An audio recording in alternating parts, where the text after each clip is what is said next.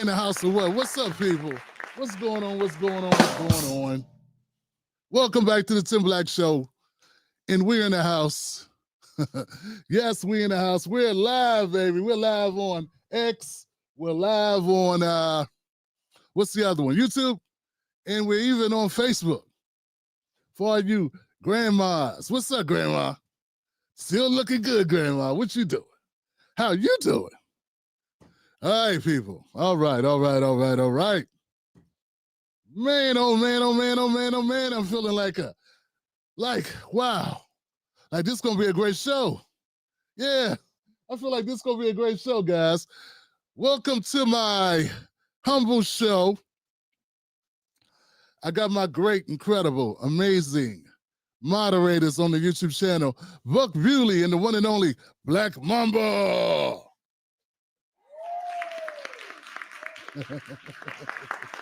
Yeah. Now, I hope the volume's okay, guys. Hope the volume's good. I hope everybody can hear me. Hope we're clear. Are we clear, Johnson? Hope so. Go grab me some tea. I got water, I got tea, and I got coffee under the desk. Man, I'm telling you. That's when you're going to be hydrated. You know you're going to have to, ain't no excuses. Got to put out a good show tonight. You got all this hydration going on. So, people, what's up, man? Who's out here, man? Let me get started by shouting out to Tim Black Wolfpack. Tim Black's Wolfpack is in the house, man. You guys are amazing. Thank you for doing what you do. Thank you, Buck. Thank you, DM Walker. Thank you, Sherry. Spirit, the Spirit Walker. DeAndre's in the house. Rude Boy. Kat Negrita. Arlene Chambers. Robert Downton. Thank you for being here. Thank you for coming through and doing what you do. Topher. What's up, Topher? What up? M. Sparks is in the building. Ebony came back again. My sister holding it down, as well as Undisputed Truth. Tobias Grove. C. Pinta. What up? Both parties are traitors. There it is. Waggy. The beta virus. The beta virus. Don't catch that, guys. Don't catch the beta virus. Black Mamba off the top rope with a gift to some lucky member to give them a membership. Thank you, Black Mamba, for what you do. Trust No Party came out the gate with a sticker. Look at Trust No Party showing off. Showing off and showing out. Thank you, my brother or sister. I don't know.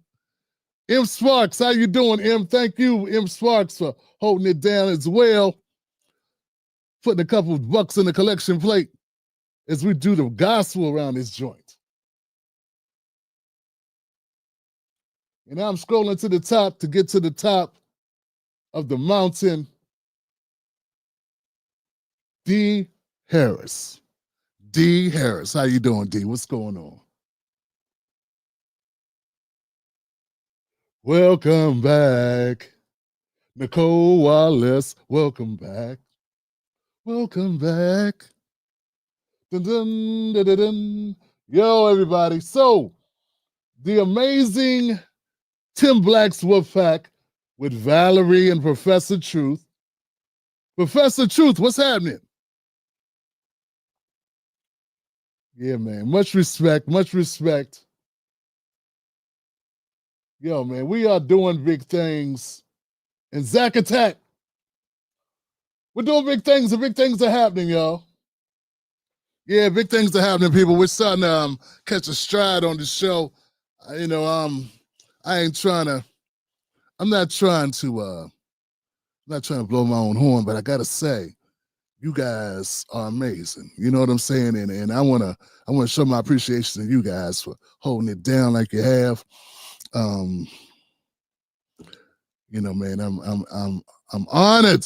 I'm honored to be the host of this show. I'm honored to have people that are smart enough to get it. who understand what's going on and what the mission is. The mission, my mission, is to get black people out of the burning building, which is known as the Democratic Party. I feel like there is no other way to right the ship. We must do it. We must not be beholden to any party. It's not to move you into the Republican Party. That ain't my job. That's Jesse Lee Peterson's job. My job is to get you out of the Democratic Party and make you be a free agent. Stop giving up the cookies before you get a ring on the finger.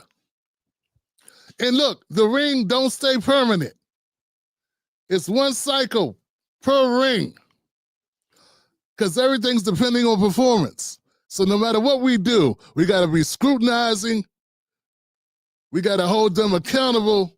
And whoever it is, we judge them by what they do, not what they say. Ladies and gentlemen, can I get an amen? Hey. Now, the only way that would sound crazy is if you were a Democrat sycophant. If you're a Democrat zombie, that sounds threatening to you. All your party has to do is show and prove.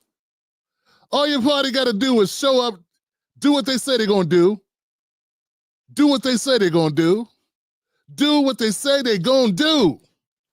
Deliver for the people. That's all they got to do. Why are you so upset when I put conditions out there? Because your ass don't want to do no conditions. Because you know you belong to a party that's going to keep lying and making up excuses why they ain't done what they said they was going to do. That's what it is. Tell the truth. That's all it is. Because you know as well as I do, your party is full of garbage. Or you wouldn't be upset. You'd be like, well, obviously we're the best party. We take care of our people. We live up to our demands. We live up to our word. We're honest. We're true. We're not corrupt. So we got nothing to worry about. Yeah, you got a lot to worry about, don't you? That's why you be all pissed off when you hear me talk like this, because you don't like your people having choices. You want their backs to be against the wall. Because you drank the Kool-Aid, you want everybody else to drink the Kool-Aid. Well, we don't drink Kool-Aid no more. It's 2025, dummy. We off that. Stop drinking Kool-Aid. No Sunny D either. No Sunny D. We don't do that around here no more. No sodas either. We off that. Diabetes in a can. Diabetes in a plastic bottle. We off that. So look, guys, I'm feeling amazing, man. I'm feeling like this is it. Thank you for all the well wishes. I'm at 90. And I'll take 90. I'll take 90 6 days a week, 6 days a week, twice on Sundays. I take 90% anytime, man. Hell, I take this side of the dirt. I'm trying to tell you, man. Thank you so much, man. Thank you so much. Tonight's show, Stacey Abrams returns. She's back. Crockett's immigration nonsense. And Charlamagne and Schulz. I believe. That's all, folks. Man, what is up with Charlamagne and Schulz, man? God, it's going to be fun talking about that today. And actually, I got more than that, but that's all we can fit into the title. It just becomes nonsense gibberish. So I'm putting too many things up in the title because I got several segments. So what we're doing tonight is we're going quick hit. We're going to do them and get in and get out. We're going to do it, get in, get out, do it, get in, get out. Because, why, guys? Because we got a lot to cover. So with no further ado, this show is brought to you by the Tim Black Mug. The Tim Black Mug. It's the legacy mug. It has something in it, so I got to be gentle. The Tim Black Legacy Mug is dishwasher safe, microwave safe, and hater safe. Yeah, you can put liberal tears in it. You can put GOP tears in it. Hell, you can even put some MAGA tears in it. Look at these tears. I'm going to get some of these tears in here. Liberal tears taste good. Let me get some conservative, bigoted tears in here. We go.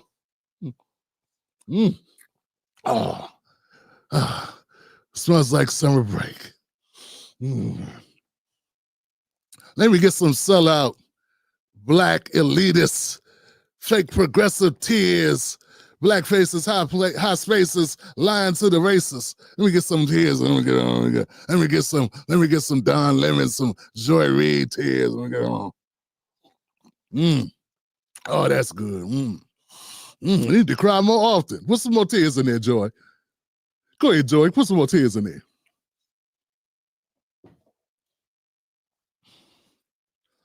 Glenn Lowry and Michael John Warder, and Glenn Lowry, they had a segment, they were talking about Joy Reid, and I think it was Warder. Warder said, I take no joy in Joy getting fired. Well, I do. Man, look, man, stop saying nice shit.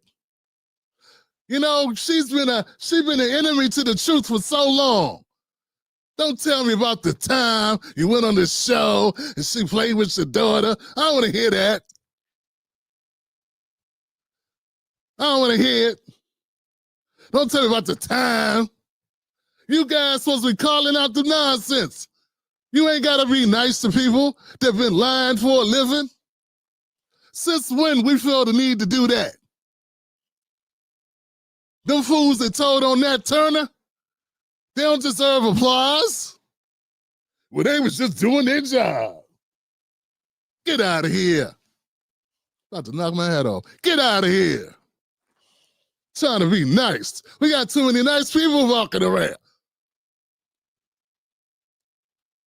Look at you, always trying to say the politically correct thing. That's why y'all stay soft. Y'all stay nice and congenial. I'ma stay jumping off the rope like Jimmy Superfly Snooker on them. You know what I'm saying? I'ma stay doing what I do. Well, she's a really nice person. I don't want to hear that. Them people dumping toxic waste in the back of neighborhoods in the alleys in D.C. was nice too, probably. Probably could have a beer with them and chop it up with them. History's probably full of people who had, decent hearts but did horrible jobs. Shoot. Sitting up here, well, she's a nice person. Lied every day for 6 years. Every night. On schedule. Lied like a rug. But she's a really nice person, though.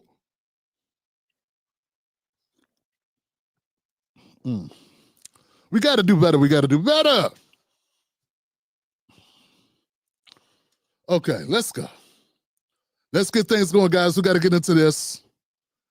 Look, guys, where you want to go to join this, I want to thank my new members of the Tim Black Wolfpack. I want to thank those who have taken the leap, who understand nothing from nothing, leave nothing. They understand the things that we value, we pay for them, or they go away.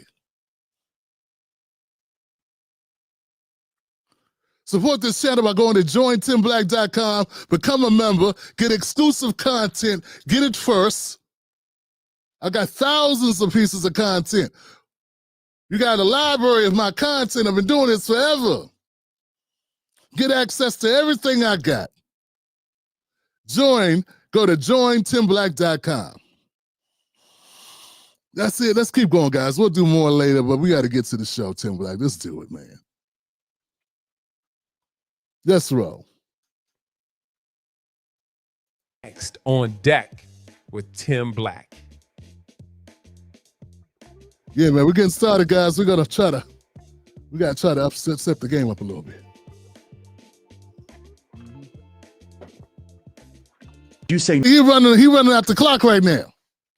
Yeah, he's trying to run a see, he's trying to figure out what's the best way to answer this question. It's real simple, Gavin. women should be able to play in their sports without guys entering the sport and winning all the damn medals. Well, let me think this over for a second. Hold a second. Guys are naturally faster, stronger. Should they be able to compete in the women's sport and take all the trophies? Wow, I really got to think this over. Jesus, what will I think was... Oh, man, I don't know. Oh, no. Let me get this right. Kicking puppies. Kicking the puppies to death. Is that a good thing or bad thing? Gosh, asking me tough questions on a Saturday of all days. Oh, Jesus. What do I think? How do I even answer that? How do I approach this? Diplomatically, of course. Puppies are cute. But, you got a foot. Sometimes you want to kick things. Should we be able to kick the puppies to death? See, this is why I can't stand Democrats.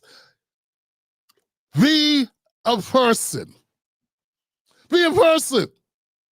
Say the truth. Say how you feel. Don't you have feelings? Well, actually, he probably doesn't. This is a robot we're talking about. We're talking about a skin job out of one of those science fiction movies. He's an AI. Shit, I've used ChatGPT has more feelings than this guy. This guy's computer operated since he's a synthetic human being. Get them some counseling. But you don't get to go and compete against, look, if you're going through something, okay, fine. Do something about our healthcare system that gives people the access to counseling and therapists. I had a doctor on the show last week, Dr. Musa, at All Things Education, and he was saying everybody should go to therapy. He said, as a therapist, the rule that they were taught was therapists need therapy.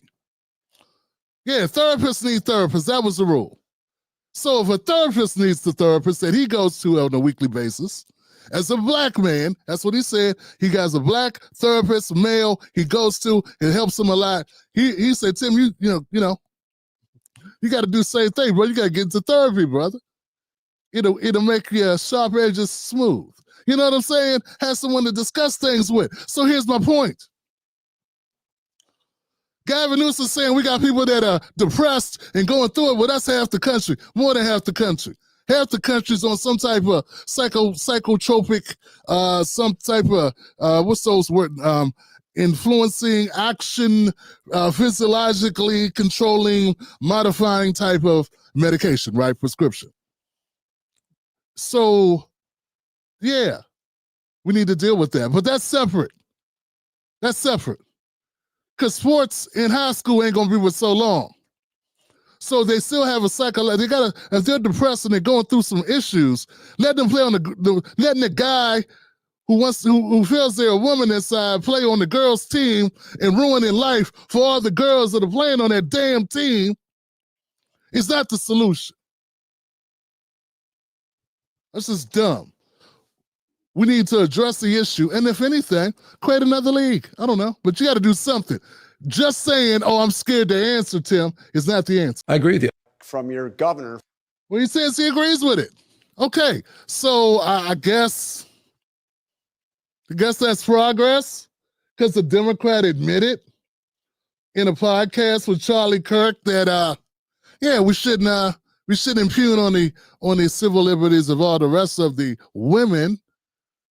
And let's be honest, guys. I mean, for a party that's always beating people upside the head about how much you love women, kind of seems weird that you don't love women enough to let them play their own sports. Just saying. Seems kind of crazy. I mean, it does seem to be like some mixed signals going out. Like, do you have, I'm looking at the menu and I'm like, okay, I want a hamburger. You got veggie burger, hamburger. Which one is it? Is this veggie burger or hamburger burger? I'm getting mixed signals. Surprise burger doesn't, for some reason, I don't want to order that. Let me know if it's ground beef, if it's chicken, if it's turkey, if it's impossible, whatever that is, that actually turns out to be worse for you than ground beef. I don't know what you put in that. What is in that? Anybody know what's in that shit? Veggies made sense with this other concoction. What's in the Impossible Burger, TJ? She's like, oh, Dad, you don't want to know.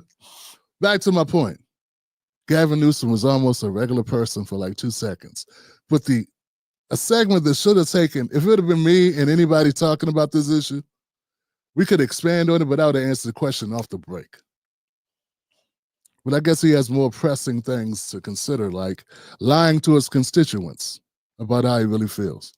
And that's the problem with the Democratic Party, but to be honest, it's just the people aren't real and their attitudes are full of triangulation. That's the Hillary Clinton, Bill Clinton tactic. To be on both sides of every issue, which he did right in real time. So it's crazy, right? It's crazy because he's on both sides of the same issue at the same damn time within the same 6-minute conversation. And still, Democrats came for his head. Can you believe that?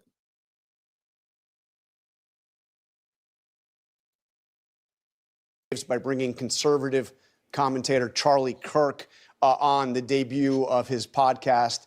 Let me play you a little section on this. Would you do something like that? Would you say this is an issue? There's some people probably trans who are not poor at all. Can I say something here, guys? Can we get in trouble? I need to play some suspense music for this. Let's be honest, guys. If there were only poor trans people from poor families, if that was the case, none of this would be a conversation because America, by and large, and Democrats would not give a damn about it. The fact that this gets an 80-20 issue where the Democrats are getting dragged continuously by this, over this issue, confirms in my mind, and hopefully in the mind of anyone here with an IQ above single digits, that there must be some powerful people with some trans kids, because ain't no damn way.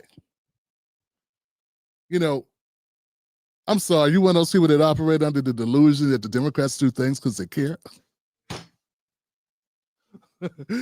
You one of them people. Let me break some other stuff to you. Since we're pulling the band-aids off kind of quick, look, Santa Claus ain't real. The sky is blue, and Biggie and Tupac got shot. They both gone. Let's just clear those things up for you real quick, man. Jimmy Hoffa is also deceased. Okay, so just letting you know how because obviously you've been in a coma for the last 20 years or so. You missed a lot. Okay.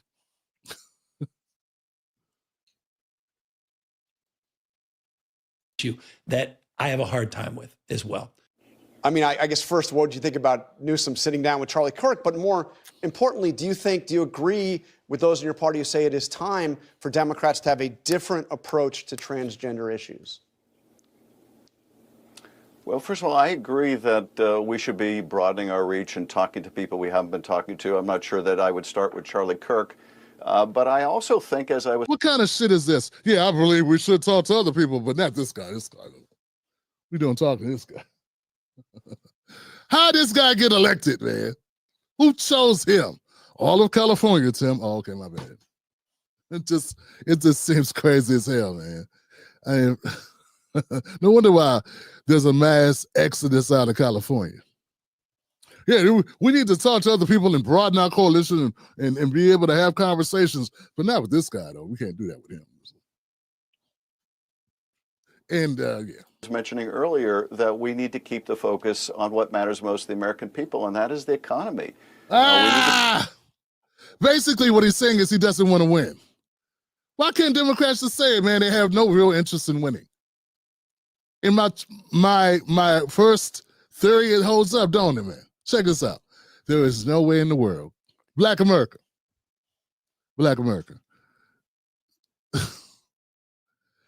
You and I know it must be some people with some pull who are even letting this debate continue. Because we got veterans down on the streets every night. Nobody's playing violins, dog. I mean, we got black kids reading at a third grade level when they graduate in high school. And Democrats are willing to down a hill for 1% of the population being able to take part in an extracurricular sport. You know what I'm saying? Like, come on. You know I got some black people that identify as Democrats, not black, they're Democrats. I got people that they look black, but they really Democrats. They bleed blue, they dream in blue. You know, they're blue all the way through. They're not even black anymore.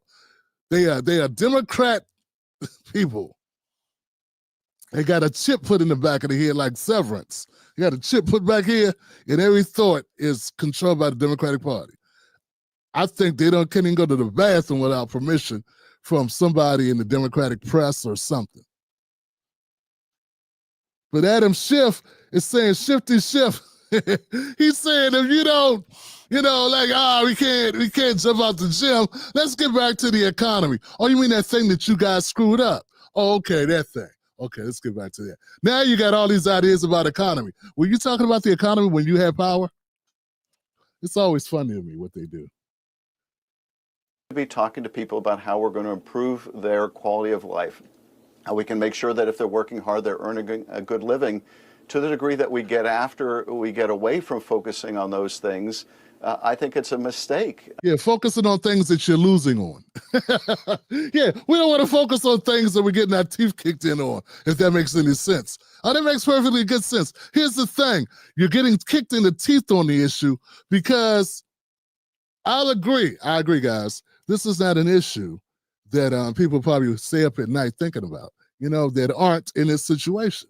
Most of America are thinking about issues that impact them directly. Here's the problem now. Say you got a next door neighbor, next door neighbor, they just moved in, you don't know them, right? But they live next door and you notice one day that the father, he gets in his car, he's ass naked. He comes out the house ass naked, walks in, gets in the car, and then he starts driving the car naked. No clothes on, not a stitch of clothing on him anywhere. He may be a nice guy, and you may have bills to pay, and he may be quiet. The family, his family doesn't bother your family. But when you saw that, you said, you know what? This is not the type of person I want to barbecue with, hang out with. I don't even want them living here. That's how people see you when they find out that you have this issue ass backwards. Okay? You driving your car naked doesn't impact me. But the fact that you do that, the fact that we can't agree that clothes are a good idea in a society and that you are, that you choose that option, that means that we don't have much in common. And that's how people see this, I think. They see this sports issue as a thing that it's a layup for people with common sense. And the fact that you can't be honest and say, well, yeah, I get it. That means you can't be trusted, dog. That means, no singing Christmas hymns outside together because, no one's coming over your house with a welcoming platter. Put it that way, because you guys are weird. Let's keep going. Can't rock with you, baby. In terms of the particular issue that the governor was talking about, look, I played in sports. Our kids played in sports. I want all young people to have the experience of playing in sports. Every young person, and I want those sports to be fair. I want those sports to be safe. I have confidence that local schools and local communities can make those decisions without the federal government making them for them. But yeah, we're gonna move on. I think we made our point here. Adam Next Schiff on deck with Tim Black. Adam Schiff has problems. We'll move on to the next story. Hit the like button if you like that segment, guys. Yeah, we can't stay there much longer. I'm gonna be there all night talking about the goofies. That was goofy. What's next on the You itinerary? say no men in female sports. Well, I think it's an issue of Oh, my fairness. bad, damn What it. do you think about In sports, There we go. There we go. We're back. Okay. Now would be a good time to hit the like button, guys. Got this thing loaded up. I don't know when exactly it's going to start, but it's going to start soon. Go to jointimblacktv.com. Jointimblack.com. For 28 years to my husband, who is being deported right now by ICE. 28 years. He's been here over 30 years, and I want every... Yeah, you know, the immigration issue is really starting to heat up a little bit further. I saw this clip. I thought it was hilarious, but I also thought it made a lot of sense. And since he's a Latino person, he probably can speak to it from his perspective that I thought was pretty straightforward. Guys, let's talk about the immigration issue. Yes. And as stated, the woman says, hey, her husband, he's been in the country 30 years, and they're deporting him. Let's go again. Big deal, man. Married for 28 years to my husband, who is being deported right now by ICE. 28 years. He's been here over 30 years, and I want every... Look, I know Latinos are late for a lot of things, but if you have 28 years to get your papers right and you don't do it, like, that's on you, cabron. You know? This dude's been here longer than Family Guy's been on the air, okay? And also, you just had Biden for 4 years. Like, there's no excuses, okay? Like, when he gets deported back to Mexico, they're going to ask him, like, hey, ¿cuánto tiempo tenías, hermano? He's going to be like, 28 years. They're going to be like, tú la cagaste, cabrón. You know what? I don't even know what he said, but I know what he said. You know what I'm saying? Like, I took Spanish, like 2 years of Spanish, maybe 3, in high school in poquito, you know, hablo español poquito, but no grande, poquito, hace. But I could tell what he said was real shit. Let's keep going. Today's my last day. Now this one gets serious, guys. This young man, well, this brother's gonna talk about the fact that same thing, right? This one's not a joke. This is not lighthearted. Similar situation. This one viral. Let's have the uncomfortable conversation. Okay, let's go. Right here in the United States. After 20 years. The truth is, we basically just re-elected Hitler, and I don't feel safe. I don't feel safe. My husband isn't safe, and I don't like it. It's time to go. Really hopeful that everything goes easily at the airport and that nothing scary happens. So let me break this down for you guys because I didn't realize they played music through it. I hate when they do that. So their solution is they're going to deport themselves. They're going to self-deport to Mexico, and she's going with them. She's going with them. Yeah. She said, that's my husband. Now, you're going to get rid of him, you're going to get rid of me. We're going to go together. We're going to leave, and we're going to live in Mexico. So that was the solution. That's what they came to as being the solution for their family. You know what I'm saying? And that's their option. And she's pretty upset with the U.S. government, particularly Donald Trump, for, enforcing laws. Yeah, enforcing laws. And once again, this is another scenario where the person's been in the country for almost 3 decades, and for whatever reason, never became a citizen, and now it's tough times for him. So, we need to have that conversation. Like, what are your thoughts? I want to know what you guys think. I know what she thinks. She thinks Trump is Hitler. In the world.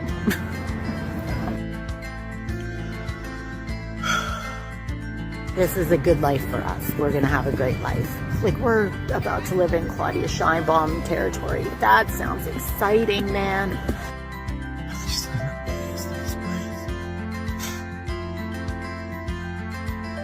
I'm super annoyed that the things going on in the world are playing on any level in the plans of our future, because I do think that It's so weird. I'm not going to be living here anymore.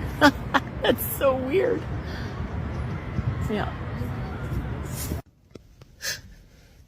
Oh, Dios, pinche madre. Ya me está pegando. Next on deck with Tim. Hold on, guys. You know, I want to say something about this, and look, when I was a young man, when me and Mrs. Black were very young, when we were kids even, we had to make some tough decisions. You know, we've been together for a very long time. We met in high school. And there was a time when we had to decide, okay, this money we're making off a high school diploma ain't going to do it. We had to make some decisions about what was going to happen. So we took turns going to school, taking classes, taking courses. She took some office courses and went to the local community college. I worked full-time at the time. Then she did that for me. She worked full-time, and then I went and took some courses, and we did different things. And later on, I ended up getting into IT. She went her route, became a coordinator at a couple nonprofit organizations. And the bottom line is this. We took it serious. We were in our early 20s, and we had to take life very seriously because there was no safety net. My parents had my little brother and sister coming up 7 years younger than me, 7 and 9 years younger than me, and they had their hands full with that. And my wife, she had one sibling from a guardian who was like 20 years older than her. So she didn't really have that type of support system, right? And what I'm saying is we took it very seriously what we had to do with our lives. We did not sit back. We couldn't. We couldn't sit back. And my thing is this, these people look like they got a little age on them. They look 50 years old, okay? But you sat around for 20, 30 years, not taking seriously that you were living in a country without the proper ish. Now, how many times, like, hey, look, there was times, man, when I just couldn't pay a ticket and my license got suspended or something, and I was scared to drive. How could you live that way for decades in a country? Anybody else ever had a suspended license and knew it? That's a nerve-wracking thing. You go past a police car, you're like, please, please, please, Lord, please, I gotta take care of that ticket. I know it's I know it's suspended by now. Lord, please don't pull me over. Then you get pulled over. I remember one time I got pulled over, and I said, I know they got to have a warrant on me by now for this. And I called my mama, like, Mom, I'm about to go to jail, Mama. She's like, well, baby, you got old clean underwear? Because you in D.C. and I'm in Maryland, and nothing I can do. Just be calm, baby. I love you. Just be calm. It turns out I didn't. But I'm just saying, I can't imagine going through that all the time. Now, it'd be one thing if you're young, in your 20s, and goofy, and thinking bad things can't happen to you because you're invincible, which is a lot of young people think that way. You know, they think nothing happens. Bad things happen to other people, but not them. Until it happens to them. But it's another thing to live in a country and know this is going on. How could you live in America under Obama? Obama was supporting people like hotcakes, Johnson. How could you live in America under Obama and not have a hankering to get your record straight? And wifey, how could you be the wife, sit next to a guy that you're married to, knowing his shit ain't straight, and just be like, well, we live in dangerous. These were choices. Now I know the process is hard. I hear it's hard. I hear that the immigration naturalization process is a lot more unpleasant than it should be. I understand that, okay? I get that. I'm not discounting that. Let me say I'm going to give you 3 years. Let's say 5. What'd you do with the other 25? You know, what'd you do with the other 25 years? And don't tell me you've been picking grapes this whole time. You had a job somewhere, I'm pretty sure. You both look okay to me. He's sitting in a truck that doesn't look like it doesn't look like it can't move. She's got on nice glasses that appear to cost money. So don't tell me you're so broke, life is so hard, you couldn't get it straight. Nah, I don't believe that.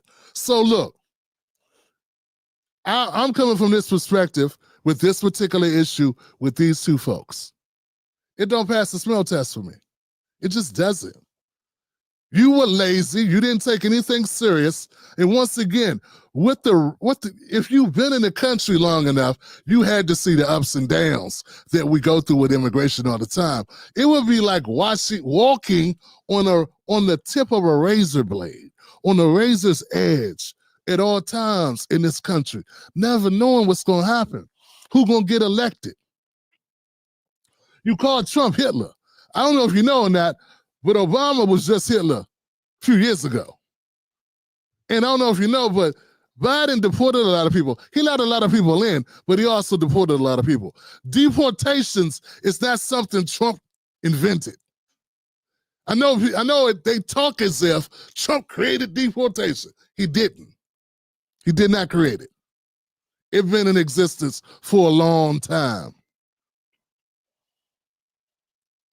I'm sure there are going to be people that disagree with me, and I'm fine with that. We could disagree all day. The point is, countries have laws. I'm reminded, as a black man, I'm reminded that America has laws all the time. Every time something happens to somebody black, I got some white person in the comment section reminding me, well, if you just would have complied, well, you know what? Getting your paperwork straight is compliance.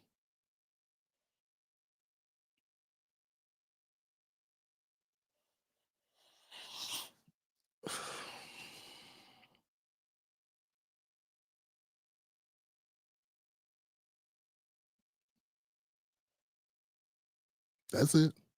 Comply. All right, let's go to the next topic, man. Hit me up with the like button, guys. Hit me with the like button.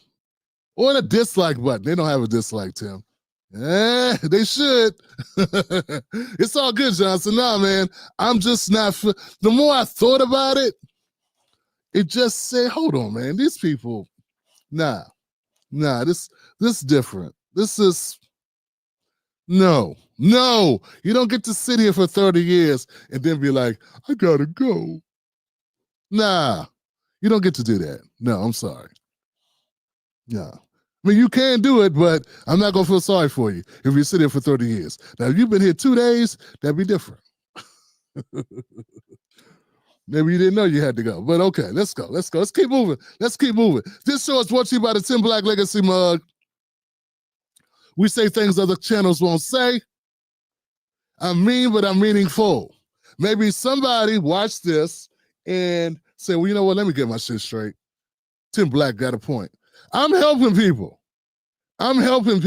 You up here pacifying, Democrats won't be up here pacifying people. AOC trying to teach people how to divert from ICE, not how to get their paperwork straight.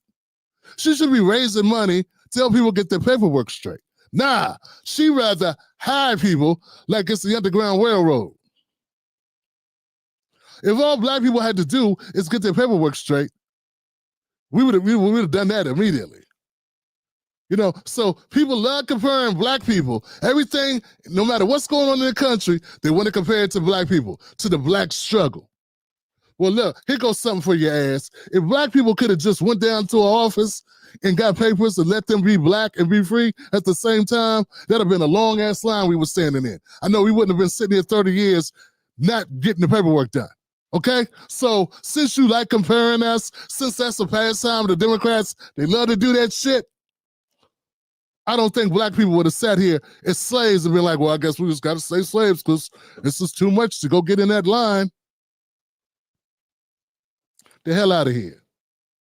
That's right, guys. I'm advocating for Black America. That's what we do on this channel. So it's always going to come back to black people. Okay, that's what we do. You know, this other channel should be that way. They're not. I don't know why. Got these influencers that call themselves black this, black that, black the other one. But at the end of the day, they don't come back. They don't root everything in black. I don't get it. But okay, it's fine. Thank you for not doing what I'm doing. I'm glad I'm unique because we're going to have those conversations. All right, let's keep going, Johnson. I still got more. Tim Black, let's go, let's go, let's go.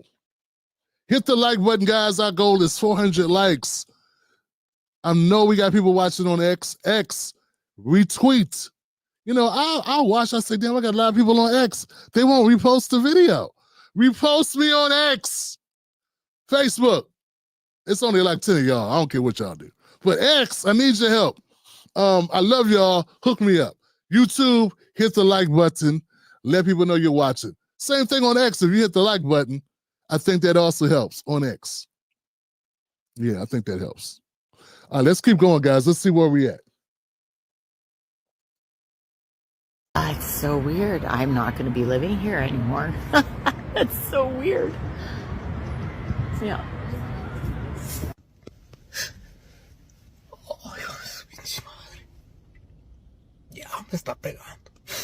Next on deck with Tim Black.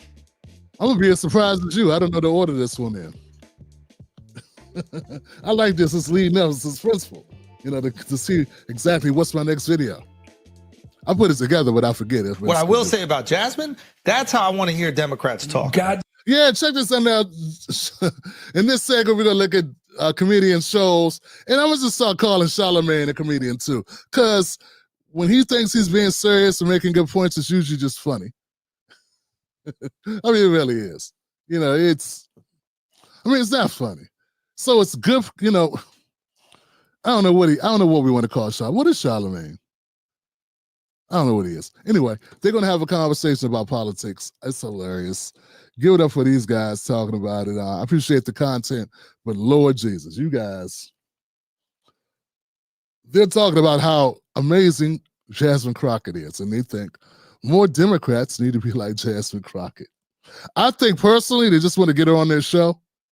I think they just want her to join them on the show to help their numbers, but I could be wrong. They could be goofy and actually believe that she's good. Damn right. Like, I love that.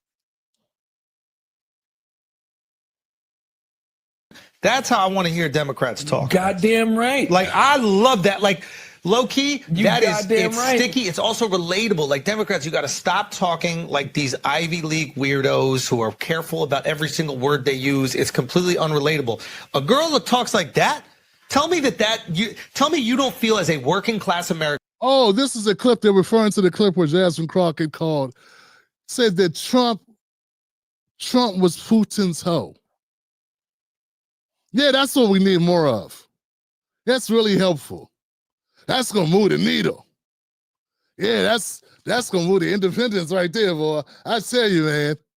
Yeah, you and Charlamagne and Schulz, these are great political consultants. Damn, these people are amazing. They're about as intelligent as the Dumb and Dumber characters, Drew Curry, and what's the other, Jim Curry and the other guy, I forget his name. Damn. That Step Brother series,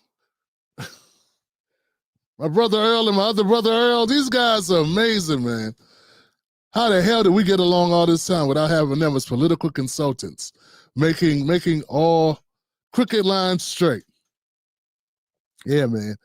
Jasmine Crockett calling Trump a hoe. Yeah, that's great discourse. That's what we need, man. I mean, that cuts through it all. Yeah, that clears it right up. The votes will just start pouring in. Democrats will go from a 20% approval rating to a 21% approval rating. Way to go. Well, Charlamagne, you pick winners, man. First Kamala, now Jasmine Crockett. You on a roll. Which is who you really need to get back. Tell me you don't feel relatability to that. That's what you need to have on Flagrant. I would love that. You need to have Jasmine Crockett on Flagrant. And she might have the balls to actually do it. The rest of them are pussy. She'll definitely do it. See, there you go. Exactly what I tell you. Schulz is a leech. He's the DJ Vlad of podcast, politics, conversations. You know, that's what he is. He's a leech. He's a culture vulture. You know what I'm saying? That's all he's trying to do. And Charlamagne is just horrible, no IQ, political IQ whatsoever. Look, man.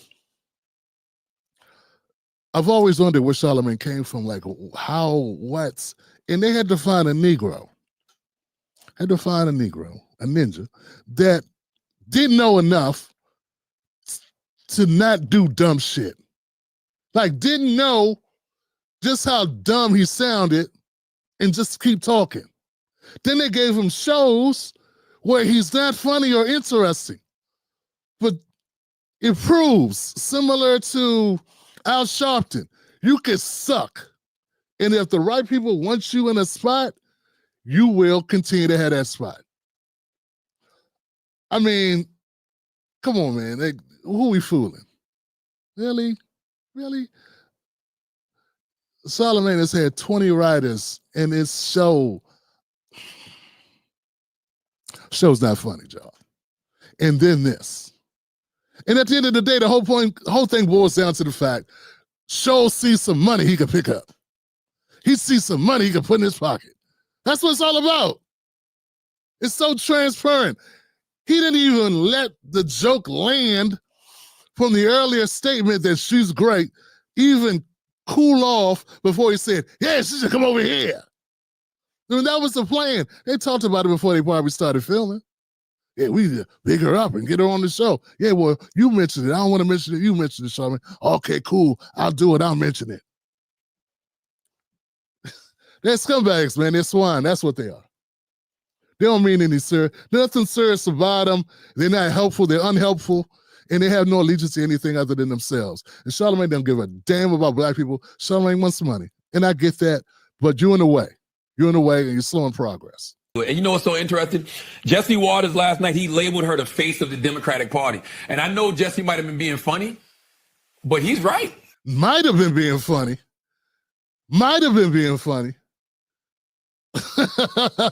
Nah, he was being hopeful. The joke is, if she's the face of the Democratic Party, this gonna be easy as hell. Easy as hell to win again in 28. Don't you get it? He was right. He's right about that. I don't even rock with Jesse Waters or Jesse Lee. You know what I'm saying? But for you to be like, oh, maybe he's right. Yeah, he's right. It's not good, dummy.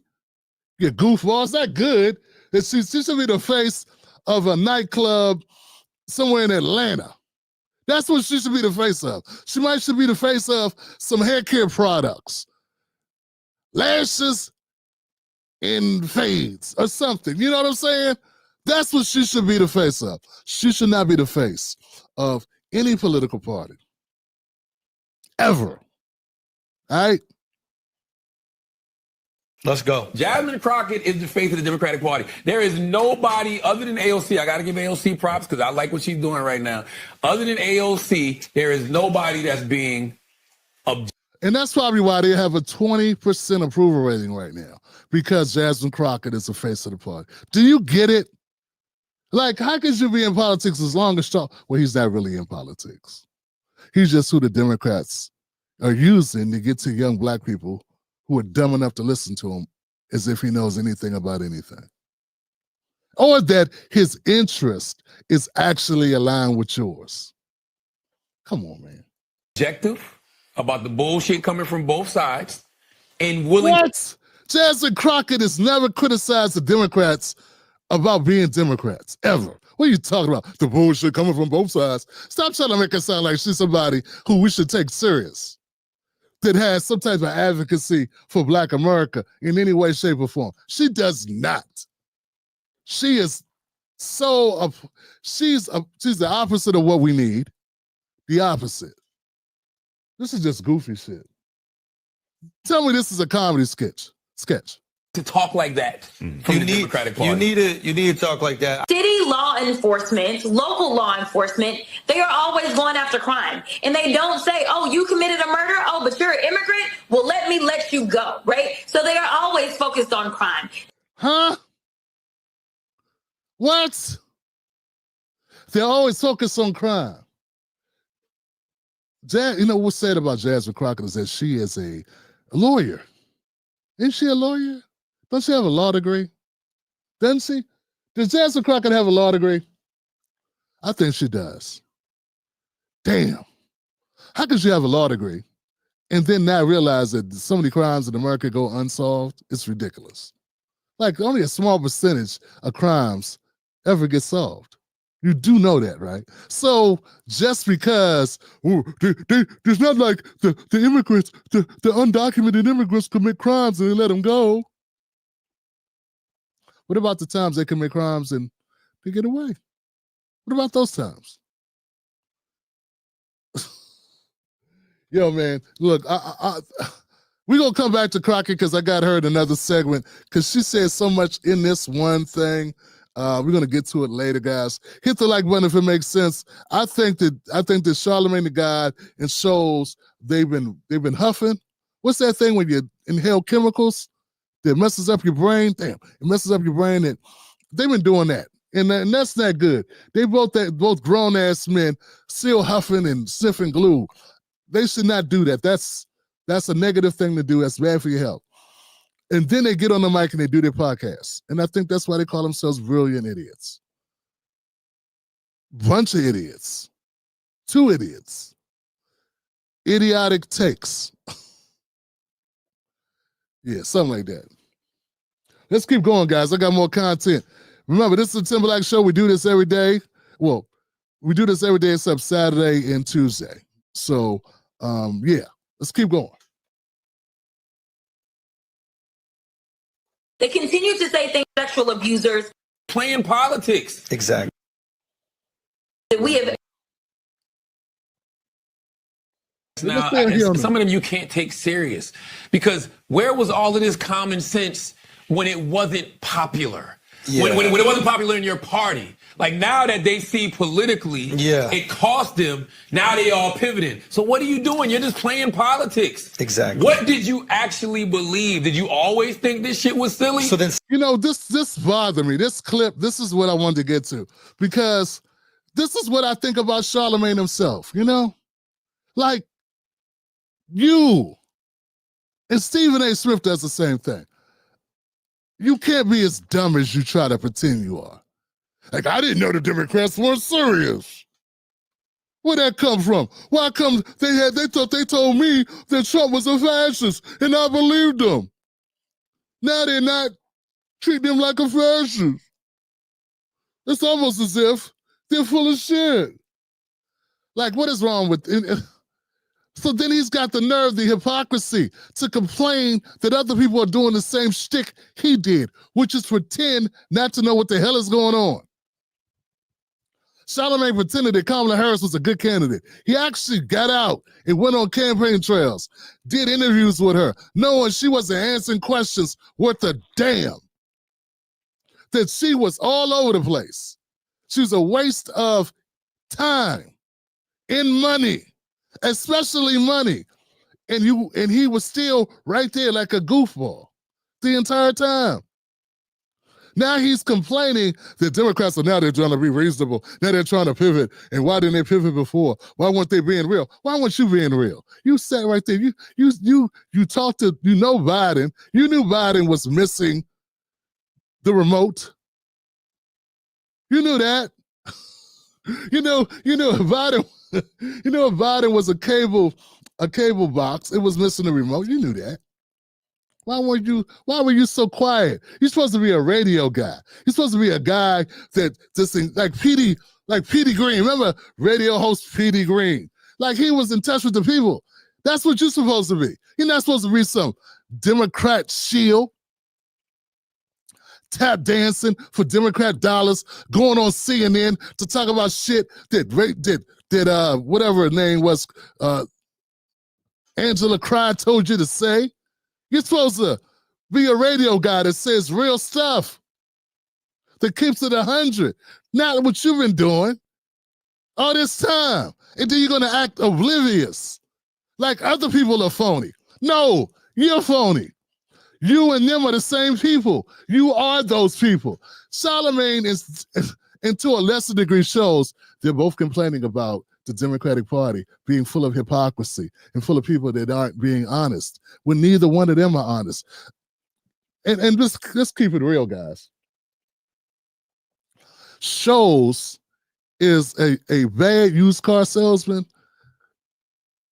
in human form. Like he is, when you think shady, lying ass, untrustworthy, dickhead, you think Schulz. Everything about him screams bad 70s blaxploitation villain movie character. Everything about him. Nothing about him seems stand up. From the Negroes he have around him, like Charlamagne and the other black guy working the controls, like to the Indian dude that's with him, like all these people, they all seem the same. Fake, phony, uncool. None of these mofos, none of them. They got money because they are not real. A real person would have a tendency to keep it honest. You know, and neither one of them do that. That's why they're allowed to do what they do, because they don't keep it honest. If they kept it honest, the money would go away. The opportunity would dry up. You understand what I'm saying? That's my belief system. Guys, let me know what you think in the comment section. Let me know if you believe I'm wanting something here. But this is what I truly believe. I do not believe these guys are fooled at all. They understand how the game is played. In DC, it's called faking it till you make it. They've both been faking it long enough to make it. And now that they've made it, they don't want to lose it. And they will continue to do what they've been doing. Say that so we could trust you, but if you don't say it, it's going to be very difficult for us to trust you. I would love to see somebody go on TV and be like, look, man, finally, I can tell you what I can tell you what I really feel about this. Charlamagne, that's what people want you to do. Like that's what I would have wanted you to do like a year or two ago.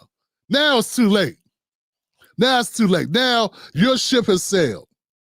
It's over for you. Yeah, you still got a show. It's in the toilet. I don't know who still watches it. I guess there's a turnover rate, a churning of people that haven't realized, and new people coming to the funnel. I don't know. But the fact that you can go on these other platforms, I guess that has kept you afloat. But yo, real talk, man. Like I was always waiting for you. Originally, I was waiting because this guy's going to come out and say, look, this is some garbage. Why are they doing it? I saw signs of that earlier. But then you started going to get therapy.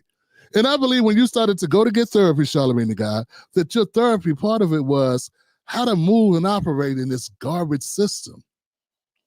That's what I thought. And that's because I come across as a hard ass because I am, but I also have empathy. And I thought when you kept saying, I'm in therapy, I'm doing this, I'm doing that, I thought that was you trying to contort yourself to deal with the level that you're being put in, with around the environment of what you're being put into, and wanting to be successful and knowing what it's going to cost you and what you had to succumb to in order to do that. And I thought that was part of your therapy. And of course, that's not something I thought that you would say at that time, but I thought at some point you'd break out of the matrix and you'd be like, yo, man, y'all ain't gonna believe this shit. You know, and you would just be honest. But it hasn't happened. And you tried to force feed us like Kamala Harris as if she was good for us. You know, and shows can always hide behind he's a comedian. No one should hold a comedian to jokes. But you were supposed to be like a community guy who had people calling in to your radio station. And it just seemed like, I don't know, man, it just seemed like a lost opportunity. And I don't know, I just held out hope that you at some point were gonna come up for air, and you just never came up for air. And now, honestly, bro, I just think it's too late for you to ever do that. Like, I mean, you went through this entire election cycle and you never told the truth. So I feel at this point, any realness, any like ethics have dulled they have dulled in you, to the point where they're no longer effective. It no longer works on your conscience. You're one of them now. You over there now. You are that. And I think you know what I'm talking about. And you probably never see this, but I think that there are people that are watching, people that are listening, that they understand what I'm saying. You are of the thing that you talk shit about, that you years ago used to condemn. You are that now. And don't spend it in one place, bro. Just say it. I know it wasn't good for us politically to say it, but now that we know how bad it cost us, I never was with that shit. Yo, we will trust that person. But, yo, it's okay to admit you was wrong. No. But don't just pivot and act like you knew this all along. Don't just admit you were wrong. Admit you were complicit, Charlamagne. Admit that you knowingly did these things. Admit the system. Admit your part in it. And admit you willingly did it, though you were coerced, though you were offered trinkets like books and ghostwriters and shows and appearances and all these things you were offered. Admit it. The price. Don't talk about other people. Talk about you. Not only is it okay to admit you're wrong, it is what allows us to connect to you. That's right. We will give you shit, of course, and you got to go through a little shit. But the fact that you acknowledge you're wrong will make me feel like you're a real human. And at the end of the day, these two guys are so dumb, it hasn't dawned on them that they're telling their own story. Look at Charlamagne, behind his eyes, it's vacant. Like, he doesn't realize. He's talking about himself. It's like he shit his pants and he's complaining about someone's breath. Meanwhile, he's literally sitting and he's soiled himself. And he's sitting in it, talking about someone else's dirt under their nails. And how inappropriate it is to come out like that. You know what I'm saying? It's just like, wow, let's keep going, guys. Look, hit the like button if this makes any sense to you. I know that got a little graphic, but hey, I wanted to bring it home for you. I had to do the Tim Black thing, but I appreciate y'all. Hit the like button. Our goal is 400 likes as we try to fight the algorithm. This is not for bragging rights. This is not for ego. When I ask you to hit the like button, it's just so that the algorithm can realize that people like the show, and it helps the show. So thank you. Thank you, y'all. I appreciate it. Wow. Let's keep going. I'll be your Huckleberry. Let's keep going, Johnson.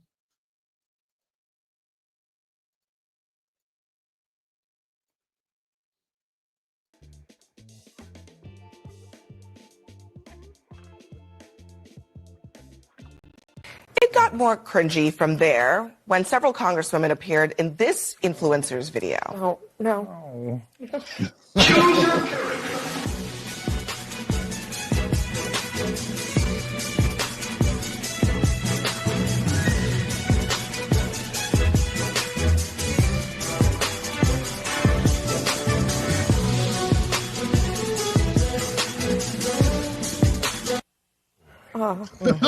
So look. What was it? Hey, come on, man. Come on, Johnson. Like, come on. Boop. Knocked out immediately. All right, let's keep going. So now, Abby Phillip, I don't know why Torre is like, why does Torre get into political conversations? No one's talking about music. Why is he even, what? Like I said, if you have proven that you'll never ever stand up and stand 10 toes down for anything important for Black America, or for poor people, or for working class America, because it's the same thing. Like if you don't start talking about homeless vets, or start talking about people being left behind in small communities all across the western part of this country, they will get rid of your ass quicker than you could say Frazier. You know what I'm saying? You'll be gone, Johnson. You'll be canceled quick fast, like the second season of Love Country. You know what I'm saying? Lovecraft Country, Lovecraft. That's what it is. So that's what happens. The fact that I see Torre here lets me know this is going to be a bullshit segment. But let's do it anyway. I mean, that was not fair. We can't be that bad. That makes the whole party look I didn't even answer your question. I mean, but it is what it is. I mean, nobody asked for that in particular.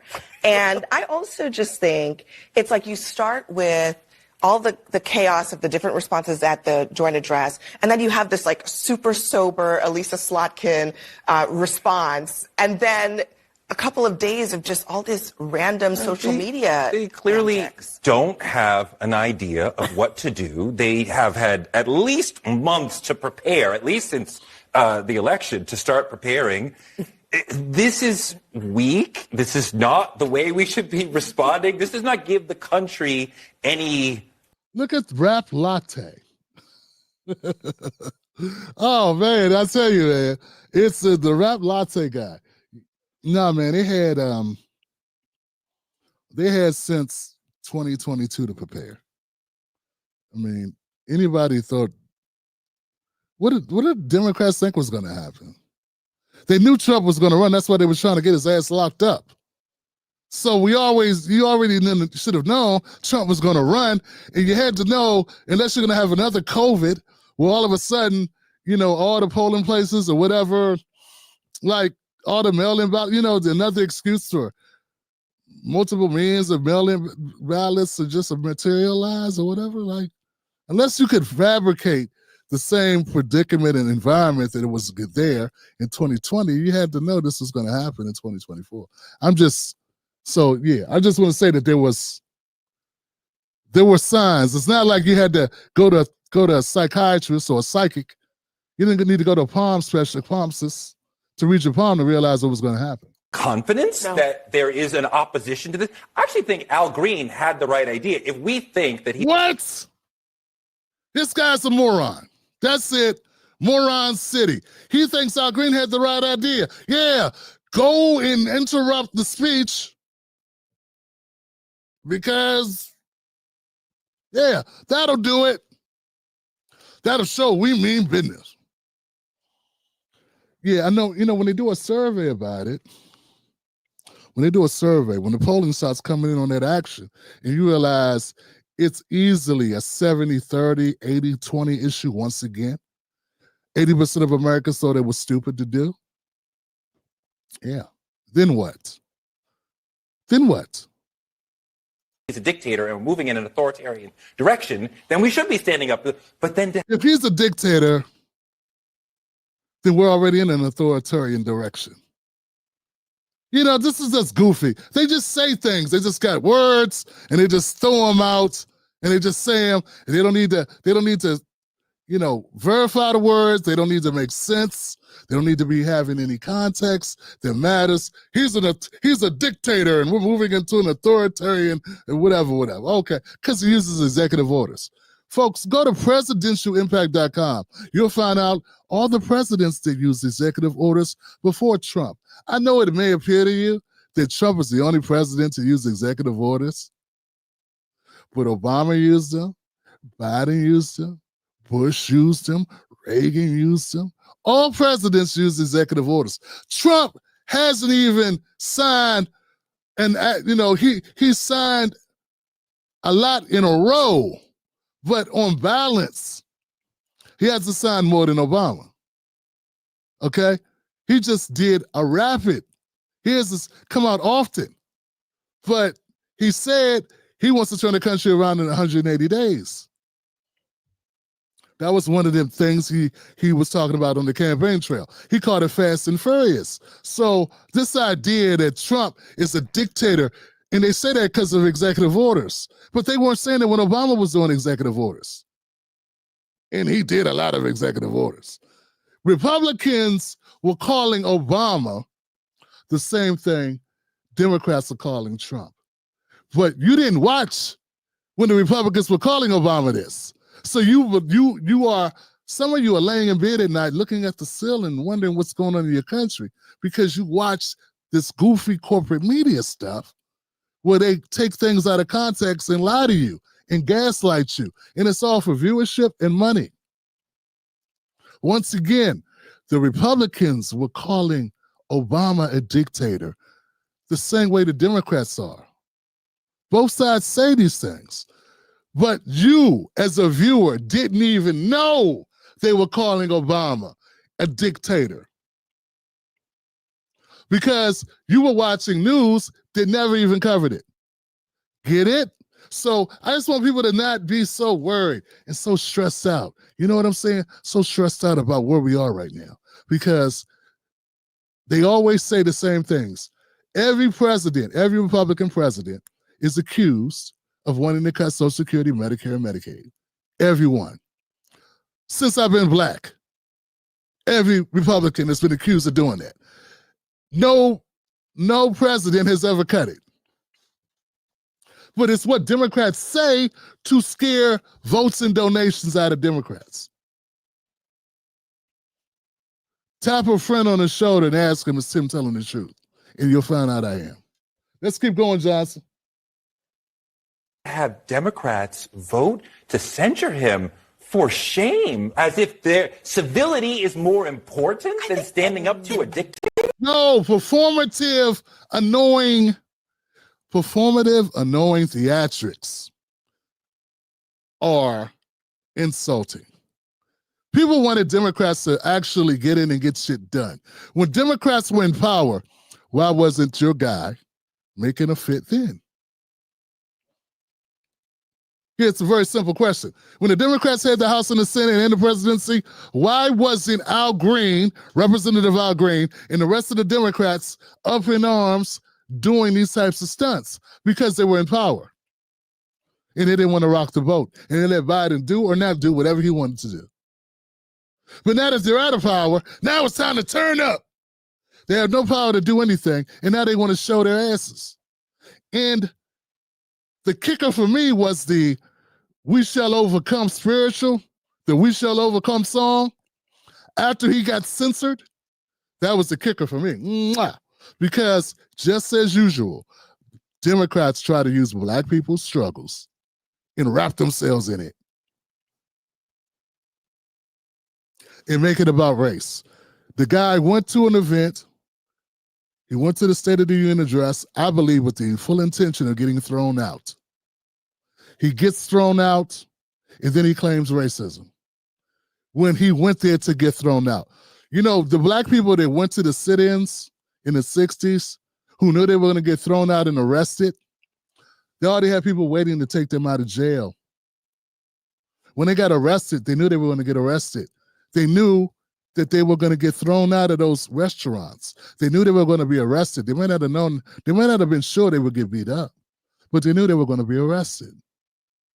They didn't get arrested and go, my God, they arrested me. How dare they? They knew they were going to get arrested. They had people waiting to bond them out. People like Sam Cooke, people like Muhammad Ali, people like Harry Belafonte already had money on tap to get them out of jail. You understand? To my point, Al Green knew he was going to get arrested. Well, he knew he was going to get thrown out. And the fact that he gets thrown out, which was his intention of his protest, then pretends it's all because he's black, as if some white guy could come up and interrupt the president 3, 4, 5 times and not get thrown out. Nah, man, nah. And another thing I'm going to add to this, and I'm going to stop on talking about this, I got to say this. People hate Trump so much, they don't even take into account the guy had 2 attempts on his life. And maybe people are a little bit, I don't know, sensitive to the way you treat the guy right now. I know it doesn't matter to a lot of people who hate Trump, who call him Hitler, but remember there are other people who don't think he's Hitler. We all know if Kamala Harris got a hangnail and sprained her ankle, the whole country would have stopped. Trump had 2 attempts on his life, and you guys yell at him and say all this shit to him, and you forget that there are other people watching that who may feel a little protective of the guy. Not saying he's above criticism, not saying you can't criticize him, but I'm saying the corporate media is so lopsided that they don't have any reason. You know, there's no reasoning, no logical, like deductive, like analyzing going on.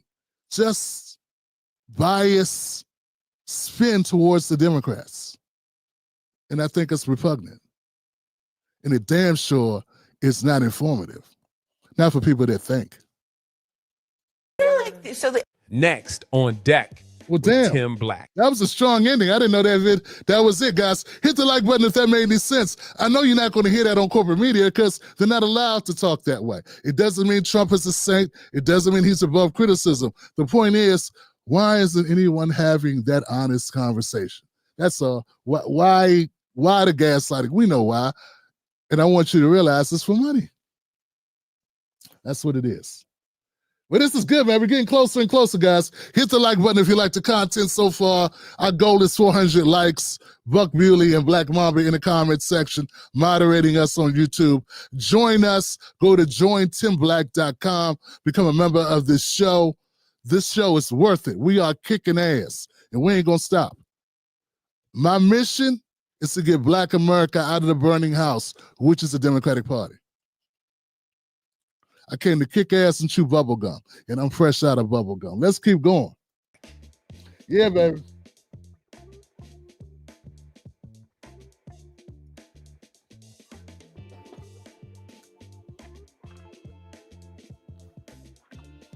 In last night's State of the Union. Okay, so Stacey Abrams, your favorite almost governor, Stacey Abrams, is back in the media. Let's cover her because her name came up during the State of the Union address, and now she's back out talking. So let's listen to your almost governor, Stacey Abrams.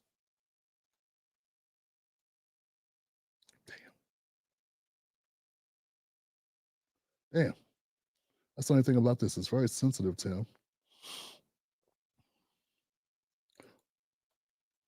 It was unexpected, but not a surprise. Afro.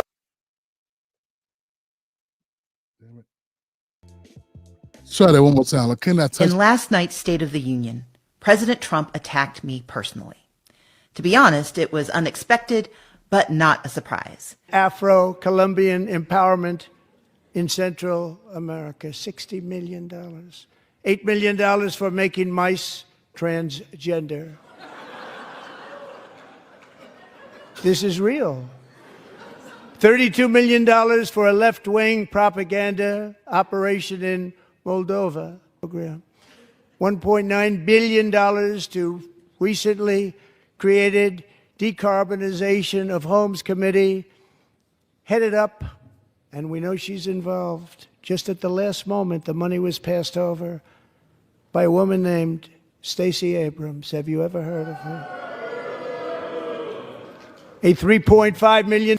Okay, so what is this organization? What is your relation to it, and what does it do?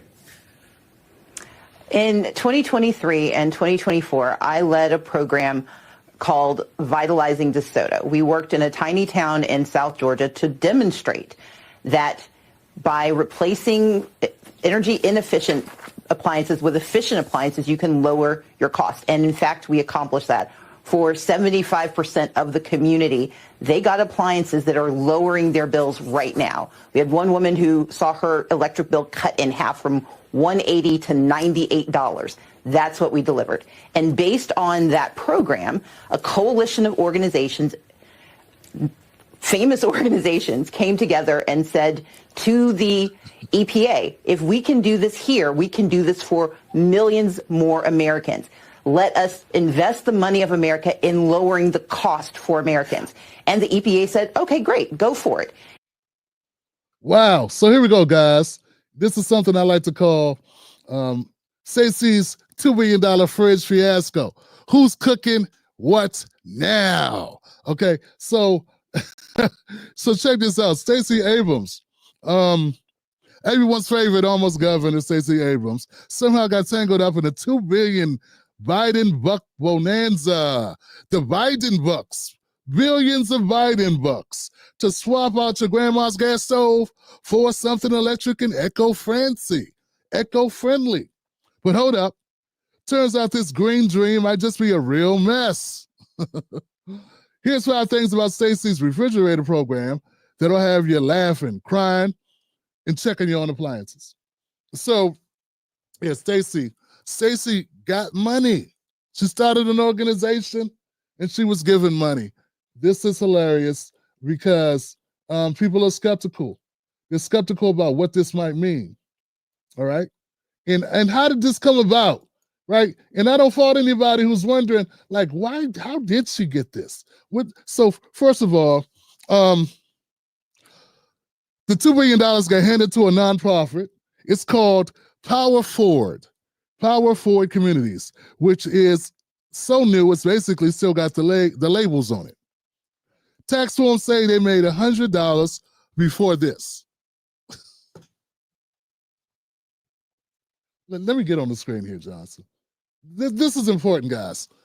The name of the organization is Power Forward Communities. It's a brand new organization. Did it have any experience doing what they're saying it's doing now? No. In fact, the only transaction before they got $1.9 billion from Joe Biden was a $100 deposit. That is it. That's not even enough to buy a decent air fryer.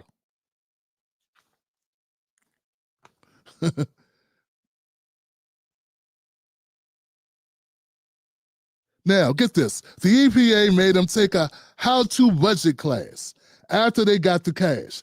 Bruh, that's like giving me the keys to NASA and saying, Google, how do you fly a rocket? So there are people that are scrutinizing Stacey Abrams in this committee or this organization for good reason. It never handled this type of money before. She wasn't in this type of line of work. But I guess from a party that had the son of the president make millions of dollars in Ukraine working for an energy company with no previous experience in the energy business, I guess this makes sense. Or maybe it's just the Democratic Party is an extremely corrupt party. Yeah, I'll take the second. Number 2, political best friends forever payday. People are screaming cronyism louder than a church choir on Easter. Stacey's bid. Stacey has been tied through Rewiring America, fancy title. Senior council gig. And folks are like, wait, Biden just gave this homegirl squad $2 billion. Wow, $2 billion for this? I scratch your back, you hook me up, I go start a company, you'll do well, we'll do well together. I mean, which is pretty much how DC works, which is one of the reasons why so many people are supportive of Doge. I ain't saying it's a conspiracy, but if your cousin got you a government contract this big, we'd all be at the cookout next week without asking any questions. Yeah. Part of the thing with these Democrats, and I'm not saying it's not true with Republicans too, I'm pretty sure it is. So I'll just say politicians. There's a lot of I scratch your back, you scratch mine. And when Stacey got this payout, I'm sure she hired all her friends. I didn't even know what she was doing the last couple of years. Now we know where she's been when she's not being a governor. Number 3, $2 billion for a stove swap. 3, what's the money even for? They say it's to decarbonize the hood. Literally, decarbonize the hood. Swap out stoves and heaters for electric stuff. And that's supposed to lower the footprint, the carbon footprint. But $2 billion? Like where? Well, how much are these damn stoves? They're $2 billion. Like, is this for the entire country? Like, is this every stove in America? Or is this just Georgia? Or is it all of Atlanta? What is this? I can get a heat pump at Lowe's for $500. $2 billion is a lot of money. There's either a lot of stoves or somebody's out here installing gold-plated toasters. Yeah. Number 4, sneaky money moves. Yeah. It's not hate. It's not, oh, Stacey's black, so she can't have access to money. It's the timing is suspect as hell. Biden is on his way out the door. On his way out, he's literally leaving.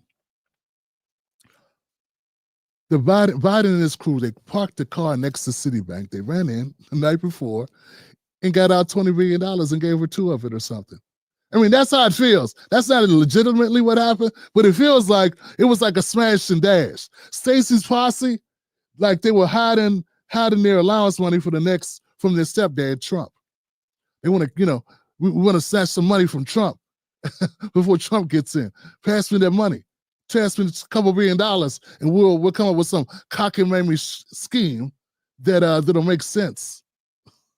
It'll make sense to all the Democrats. And they won't be upset because it's Stacey Abrams. She black. She's their favorite almost governor. You can't accuse her of anything because she black and she a woman. Anyway, I'm no detective, but this feels like when your mama has the good snacks before the company comes over. Or it's like your mom got the snacks in the room and put the lock on the door. We do that now. Me and Mrs. Black have turned into our parents. It's crazy. Number 5, Stacey's doing the I didn't do it dance. So now Stacey's going on all these programs. We ain't seen Stacey Abrams. That's how you know it's effective. Stacey came out of hiding. Same gap in the teeth. Out of nowhere, all of a sudden, she's on ABC, she's on MSNBC, she's on CNN. Why? Because Trump dropped her name. He name dropped her in this in this very dignified, upstanding organization that is so new, it smells like new cars. New cars, new baby smell all over it. Stacey's out here. I'm just an advisor, y'all. Trump's yelling. She ran the whole show. So Stacey saying, I'm just advising this organization. And Trump's saying, nah, she's running the whole show. That's what he said in his address. And it's not like she's Tony Stark. I get it. Fact checkers say she didn't get any money. That's what the fact checkers say. She hit MSNBC defending it. So if you didn't get any money and it's all in the organization, that's one thing, right? Who got hired at this place? What are you doing? Like, what is your connection to this at all? Like, I thought you were running it. You got a lot to say about it. But if you're not the person, you're not getting paid to do it. She says she's not getting paid, guys. Now the DOJ is sniffing around. Now the DOJ wants to know what's going on. And this is going to turn into a big thing, believe it. Because this organization got the money. I don't know where the money went. And now, of course, the Department of Government Efficiency is going to be on the job. And it's going to become a very partisan issue. And because Stacey's a sister, you know how it's going to go. It's going to go, the only reason why y'all want to know what happened to the money is because she's black. And that may be true to a certain extent. It may be true to a certain extent. There are going to be people wondering that. But even more, I think, more suspect, even to the bigots who are going to think that way, they're going to be wondering, I've been hearing stuff about your campaign owing money. See, so it's like, she is like the worst person for this to come out about, because like a month ago, I had just heard that she was in the news because that organization she was at, there's all these campaign finance violations, supposedly, right? I didn't cover it. Frankly, because she's been out of the news so long, I'm like, well, who really wants to know about this? Is anybody really concerned about what Stacey Abrams' campaign did back in, 2019 or whatever? I forget when it was. But there was some blowback on that because it's like, finds out that things weren't done kosher when it came to the way that she handled the finances in her campaign. Now, we know a campaign is more than just one person, but she's the fall guy. Similar to how Trump was, though all those felonies were about bookkeeping. All those felonies that people keep talking about with Trump, they were all bookkeeping technicalities. You do know that, right? That they don't say, he a felon. Well, Stacey Abrams has some bookkeeping technicalities of her own. And they're pertaining to her campaign. So we'll see. We'll see where it goes. I don't know about this $2 billion. I don't know what it means, but I know one thing. I like to know more about it. I like to know what happened, and I like to know who made out. Because I believe all this money has been changing hands behind the scenes, and Democrats have been putting people in position. And I think that there is somewhere, if you follow the money long enough, if you travel the money long enough, you'll find it coming back another direction. You understand what I'm saying? I think if it's not just the initial who got the money, it's later on down the line. It's how it circles back. I don't think anything is done just out of good feelings and good nature. I think there's a lot of backslapping, a lot of favors, you know what I'm saying, and a lot of kickbacks. But we'll see. We'll see. It's going to happen. It's going to get investigated. I don't care who you are. $2 billion is a lot of money for stoves. Just seems weird. All right, guys, let me know what you think in the comment section about Stacey Abrams. You basically have the overview of the story and a little bit more. Honestly, she's out here talking for a reason. She wasn't before. Let's see where it goes. Hit the like button if that makes sense, guys. I got one more. I think we got one more story before we're done, Johnson. Let's see where we are.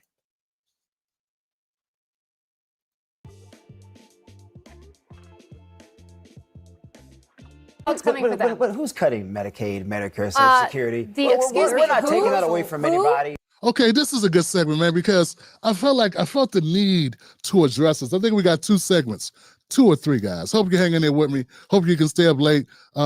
I'll sign a note to your teacher or something. Check this out. Shamichael Singleton is here on CNN.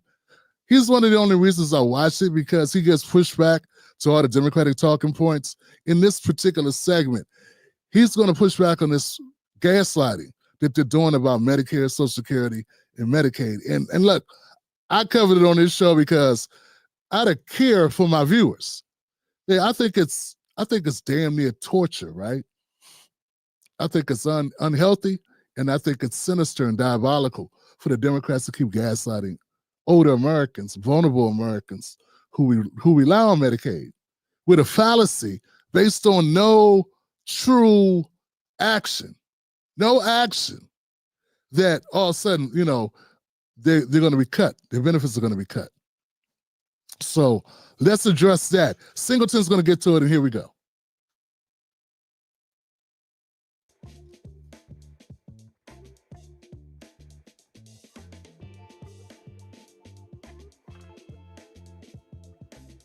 But who's cutting Medicaid, Medicare, Social Security? We're not taking that away from anybody. There is a proposal we're not, from Republicans but we're not. But we're not taking that away from anyone. How could you have voted for the blueprint? Using this talking point as a scare tactic. Elon Musk, the president, the House Majority Leader, the Senate Leader, we have not cut anyone's Social Security, How are you cutting $880 billion from the Energy and Commerce Appropriation Committee from the Energy and Commerce Committee unless you cut Medicaid? Do you think those things are solvent? Excuse me? Do you think? Simple question. Answer my question. It's a simple financial question. Do I think do we not need any level of reform? I'm sorry. Let me ask you a question. You're saying we're not cutting Medicaid. We're not. We're not. Where's the legislation that's been passed by Congress, signed by the president, where there are cuts? What is this budget blueprint that every single Republican It's an idea. for? Everybody has an idea. Julie, that doesn't mean the idea has been actualized. It's not an idea. It is a blueprint that they said, go ahead. Tactic, Julie. It's not a scare tactic. tactic. That's what you're doing right now. It's a scare tactic. Sure, You're saying, Michael. oh, we're making cuts. Sure, Michael. Where have the cuts? Why have the cuts occurred? Why did Congress did Congress bother wasting everybody's time voting for a blueprint that said cut $880 billion, from energy and commerce? The only way to achieve that is to cut Medicaid. How are they going to do that? Unicorns exist. Where have we made the cuts? It's a simple question. Where have we made the cuts? Where and when? Where and when? No, where and when have we made the cuts? What you just said, what he's done is unbelievable. Okay, so to his point, he's absolutely correct.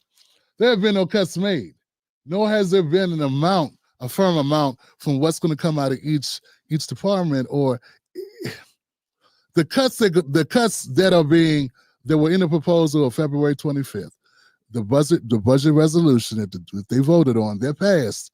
It doesn't stipulate where the money's going to come from, particularly if it's Medicaid or Social Security. It just says federal programs. So that money could come from anywhere, right? And also, it's a proposal, right? It passed, but it hasn't signed into law yet. So we'll see what happens. But to just say it's going to cut Social Security is just to jump out the gym and pick a thing that you know will excite voters and have people upset, because Trump was on the campaign trail saying he was not going to cut Social Security or Medicaid. He was very emphatic about that. In fact, he said he was going to get rid of taxes on Social Security. So why would you remove the taxes on my mom's Social Security and then cut Social Security? That's like dumb. It don't make sense. So yeah, they're tightening the belt on these programs. But once again, and this is something I brought up in another video, folks, these agencies will have to make some decisions at some point about how they want to do business. And if they are operating with less money, if these agencies are forced to operate with less money, you'll be amazed how much they can still do with less money. It does not mean less people get covered. Maybe it means some of the Zoom workers don't work there or don't have as many hours. Or maybe it means they do something logistically that's a little different. I don't know all the expenditures of the commerce or of the NIH. I don't know all the expenses, but I got a feeling there's more expenses than just taking care of old people, covering healthcare. I think that there are more line items, right? Just like any other budget. If they say, Tim Black, what are your expenses for your household? I'd probably have 50 things. One of them would be mortgage. Then if you say, Tim, well, you're going to have to cut your budget, I couldn't then say, well, how am I going to pay my mortgage? What about all the other things that are on your budget? Why are you demanding that the thing that's cut is the mortgage thing? Why not this fancy sport jacket I wear almost every time I do a show? Or, why not my hat budget, which is only one hat I wear, had this, it's one hat. But I'm just saying, maybe I cut my hat budget. Maybe I don't buy any more hats. I don't have to cut off my internet connection and say, well, guess there'll be no more Tim Black Show because I got to cut my budget. Maybe there's other things I could cut. Maybe I don't need Netflix. It just keeps going up every 6 months or 3 months or 4 months anyway, and keeps asking me annoying questions like, anybody else using your Netflix? Maybe that shit can go. Do you get my point? The Democrats are only bringing up Medicaid, Social Security to scare people. Because when you are down, like the Democrat Party is down, fear is all you got left. Damn sure don't have policy. All right, let me know what you think about this comment or this particular segment. Folks, hope you liked it. Let's go to the next thing. We got 2 more. We're almost there, man. We're doing it tonight, man. Thank you for sharing the show, my friends. How are they going to do that? Unicorns exist. Where have we made the cuts? It's a simple question. Where have we made the cuts? Just a tiny portion of billion. When have we made the cuts? I think Trump is going to speak to Doge about these cuts because someone's got to say something about the cuts. And I think Elon Musk and Trump, well, not Elon Musk so much anymore, and I'm glad Trump has told Elon, hey, the secretaries run their own agencies. You're a consultant. You can offer suggestions, but they make the final calls on the agencies. I think that's an excellent rule. And I think it should be the way it was, or it should be that way from here on out. But anyway, here goes Trump talking about the federal cuts. You just said what he's done is unbelievable. Now, you could then add some, well, but what about he's found hundreds of billions of dollars worth of fake contracts, and I read them, just a tiny portion of them, the other night. Transgender surgery on mice. Hundreds of, the money they're spending on all of this stuff, the whole thing's a scam. And you'll find ultimately that the money that they sent comes back to a lot of the people that made those deals, okay? You're going to find that. What he's also done is made people realize how many people should be cut. Because normally you go in and you say, all right, cut 4%. I think that's an important point. Let's flesh that out for a second, guys. This is what I'm envisioning what Trump's saying. It's the DC hustle, okay? The DC hustle is this. I got a contract. I'll hire you because I can, and I'll throw you a bone and throw you a subcontract. You in turn may get a contract, and then you hire me or a friend of mine. And now we have washed the contracts. Ta-da! So it's not just who got the hookup or who got the job or who got the subcontract, who got hired. It's also what did you have incoming in your accounts and where did that come from? And then we start looking at the connections between where the people that got the contracts, what incoming income they had later or even before. See, this takes time to connect the dots.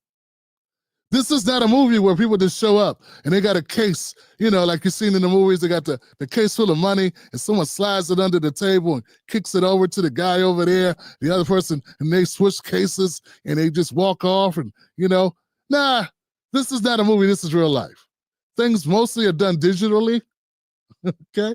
And it's a lot of your back scratching the back of the other back. And sometimes both backs are scratching each other's backs at the same time. And sometimes they pay somebody to scratch everybody's back. Like, this is how things are done in the contract arena. And I think most Americans, they may not know exactly what's going on, but I think they are smart enough to get it. When people thought that Kamala Harris had the possibility of being president, there were people already picking out furniture in Georgetown. There were people already picking out property and homes and setting up, grabbing up stuff, Airbnbs and down in Potomac, DuPont Circle. These are swanky areas of DC. Very gentrified areas of DC, mind you, right? So that's, there's a whole ecosystem of corruption and payoffs and fine living that accompanies every one of these administrations. I'm not saying that Republicans are much different. In fact, I don't think they are at all. I'm not here to tell you that the Democratic Party is the only corrupt party. Both parties suck, Johnson. Literally, both parties are corrupt. But we're talking about the Democratic Party. And since Black America votes 90 to 95% for the Democrats every election, no matter who's running, yeah, that's who I'm reporting on. You can continue to, those Black folks who continue to cover Republicans when most Black people are going to vote Democrat anyway, I don't know what they're doing. They're just serving the benefit of the system. I'm here to say we need radical change for Black America. And I want to be about breaking the system. Part of breaking the system is the Democrats not having a shoe-in base that goes with them no matter what they do. That's not good business for us. In a previous video, I disclosed facts data. Black Americans in 1970, 41.4% of Black Americans own their own home. At the same time, white Americans were over 70% in home ownership. Latino Americans who had just had the floodgates open on immigration 2 years earlier, they were already above Black people, already higher rates of home ownership. Fast forward to 2024, we're now at a whopping 44.1% home ownership. So Black America has moved a whopping 3 points in 50 years. White America is still above 70 in home ownership, and Latino America is still ahead of us in home ownership. When I say we need to rethink who we vote for, we need to rethink this whole political arrangement, how we see politics fundamentally from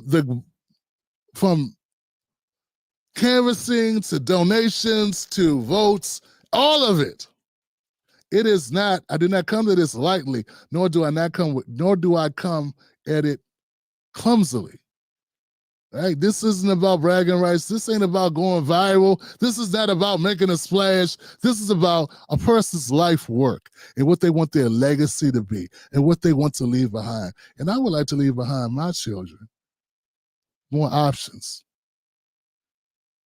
in a country that makes sense.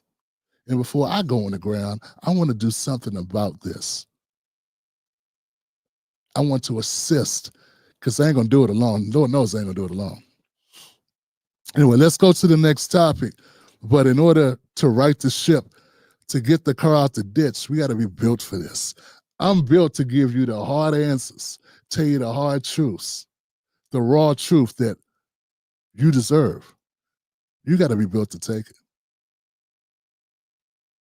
Go to timblackpause.com, timblackpause.com. You'll see it when you get there. All right, guys, let's go to the next one. We're almost done, Johnson. I think we got two more. Of your workforce. He said cut 50%, 60%, 70%. That's a big thing. No, he's done a great job.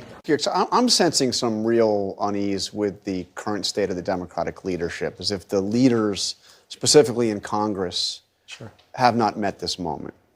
Yeah, well, I agree. And also, the opportunity is there to fight. And I believe, like, if you look at Sean Fain, I thought he's giving you a good message. I think Bernie Sanders, if you're watching him, he's got thousands and thousands of people yesterday in Warren, Michigan, and Kenosha, Wisconsin. There's a populist revolt brewing, John.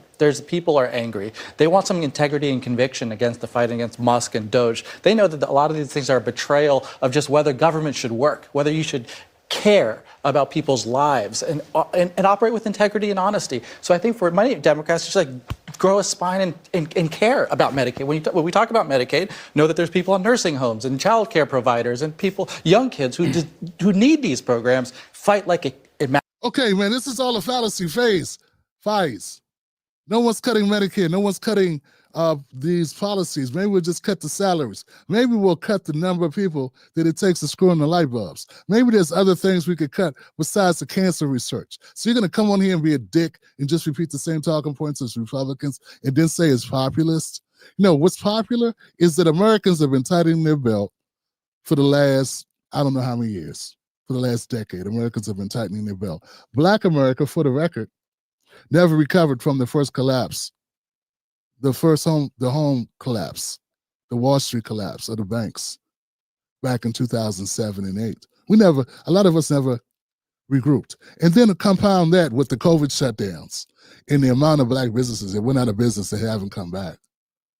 So you're talking to a group of people that have had to tighten their belts. Some of us don't even have a belt left. We literally are holding up our pants with our hands or with a rope that we found on the side of the road. And we got you and we got Bernie Sanders and the rest of y'all, Democrats, talking this nonsense about, oh, this is our moment, this populist moment, we can uprise. You know what? Americans who have been having to take a haircut don't have a problem with the government taking a haircut. No, we got no problem with that. In fact, we like some of our money back. So unless you're talking that type of shit, phase, unless you're talking that type of populist movement, and let's not even get into healthcare, because we need a universal healthcare. That's what we do. Everyone should be covered with healthcare. That should be the cost of citizenship. But for that to work, we got to stop making citizenship valuable again and stop giving it to people, every person across the globe who wants to just walk in. Now, we'd have to actually, citizen would have to be a premium. Citizenship would have to be treated as a premium. Something that we have that's unique. That's something you give away for cheap labor to exploit people and displace other people, i.e. of Black America. So, yeah, like, I get it. You want to act like this is a moment and the Democrats had this great opportunity. No, they had an opportunity 4 years ago. It was called the Joe Biden presidency, when they, for a brief moment, a shining moment, they had the House and the Senate in the presidency. And what they do with it exactly? They deepened the deficit, and they bought electric charging stations. And I still don't know anybody who owns an electric automobile. Nah, fuck the Democrats.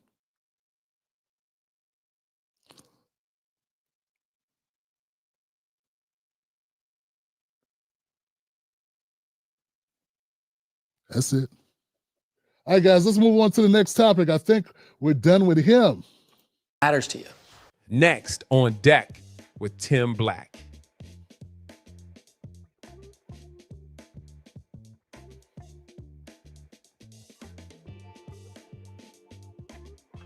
I think this is my last segment, guys. I think it is. The administration has revived this policy of detaining migrant families, parents with children in ICE detention. This is an interesting topic, guys. I'm going to have to take my time here with these two. They're not going to go that quick. I want to thank everybody who came out for the show tonight, but we got to take our time and do justice on this because this is important. The statement that's about to be made is a statement. This is a statement that I've been saying myself. Excuse me, guys. This is a statement that I've been saying, and it's just the fact that I hear someone else making the same statement.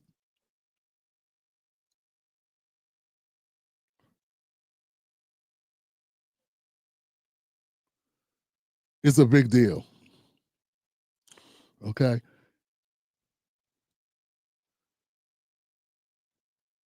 Okay, guys, sorry about that. Okay, so Homeland Security is going to have a conversation about immigration, and this is very inspiring. It's very inspiring. It's a breath of fresh air to hear the argument that's going to be made here for why having a border is important, but also the rationale behind enforcing the border. I think it's worthy of conversation. Senators Bush did it, Obama did it, Biden did not. Have you seen these Texas facilities? Here we go. Let's lock in. The administration has revived this policy of detaining migrant families, parents with children in ICE detention centers. Bush did it, Obama did it, Biden did not. Have you seen these Texas facilities where children are being held with their parents? Are you comfortable with it personally? We've got detention facilities across the country, and there's specific ones that are built specifically for families if they are detained. But remember, everybody has an option. They have an option to be here legally or illegally, and they can self-deport as well.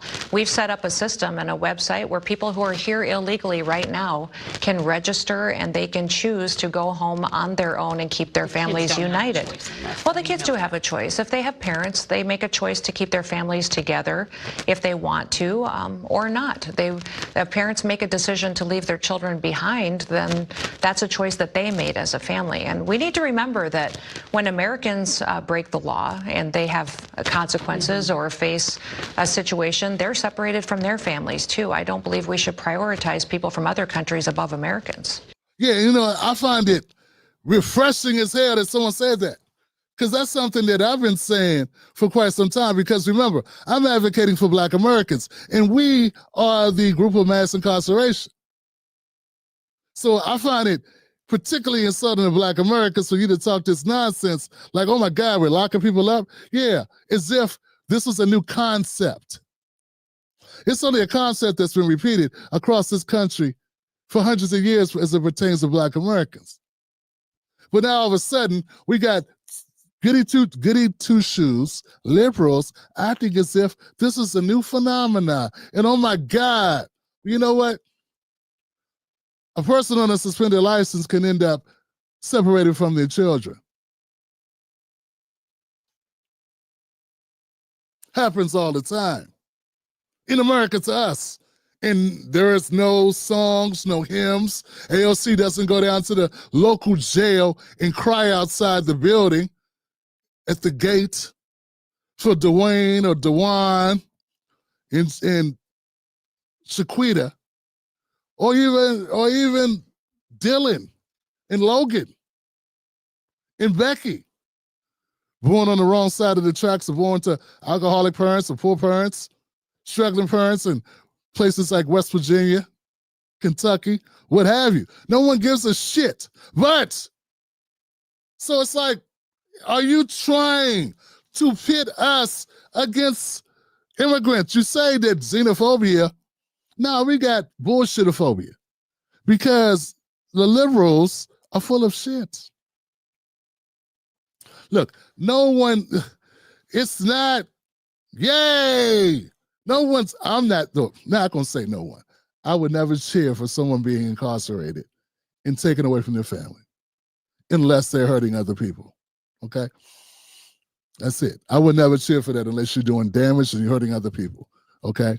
And then I would be cheering about that person not having the ability to hurt other people again. That would be my cheering. It would not be for the incarceration of that person. I don't cheer for this system. But this is what I don't do. I will not sit back.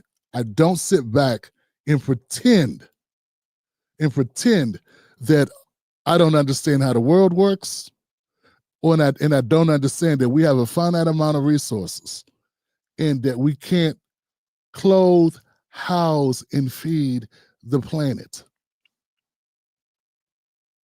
Particularly off my money. Now, if you want to have Morton Downey Jr.,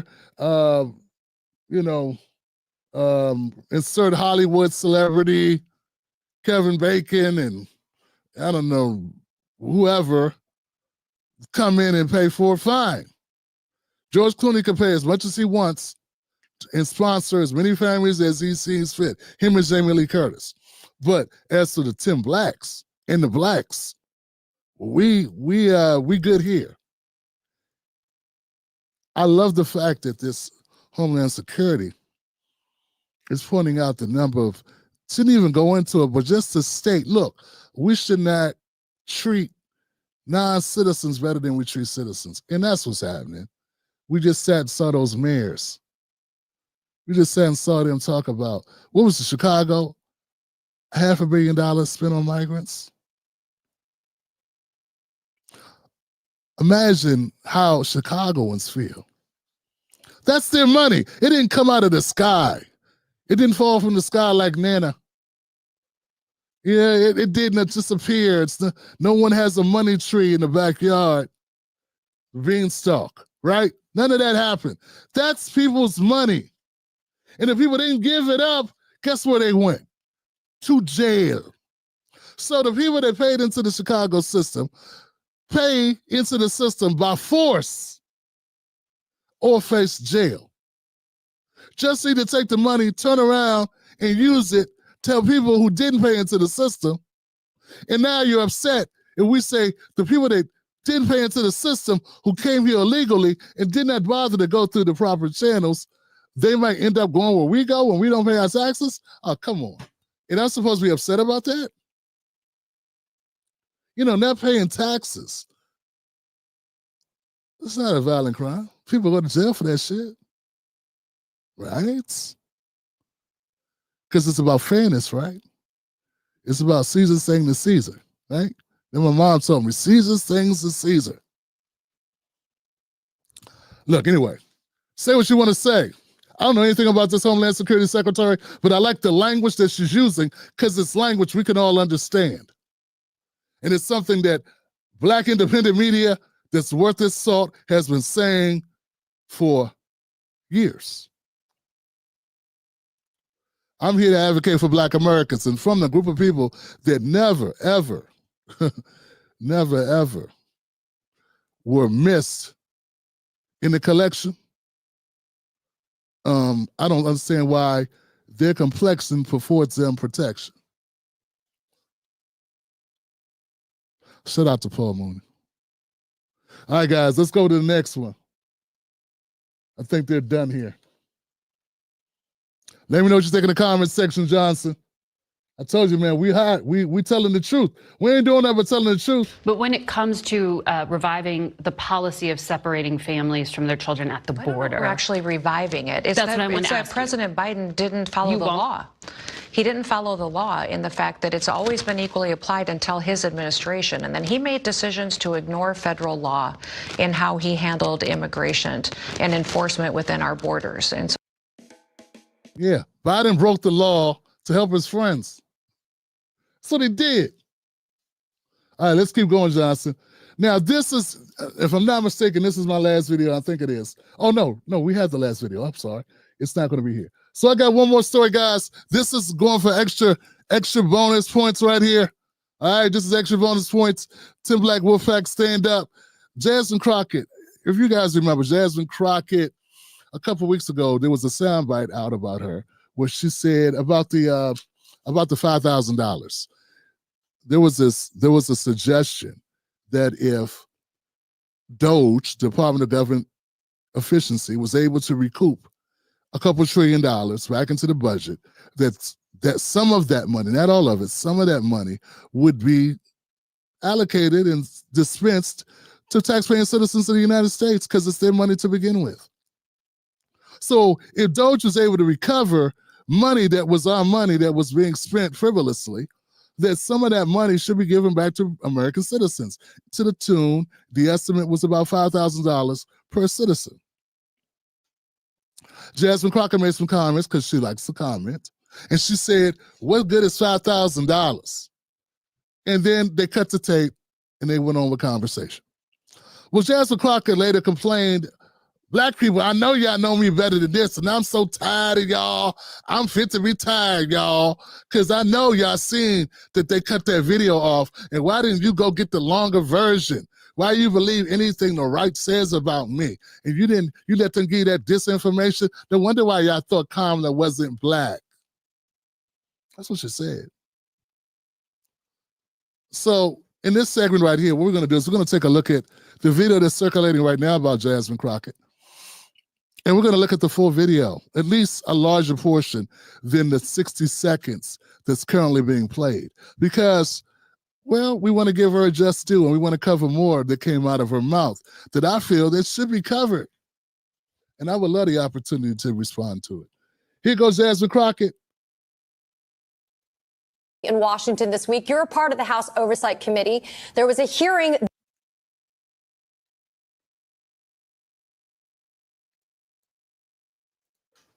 In Washington this week, you're a part of the House Oversight Committee. There was a hearing this week where the mayors of 4 so-called sanctuary cities were grilled. I want to play a very quick bit of something that you definitely had to share during that hearing. Take a listen.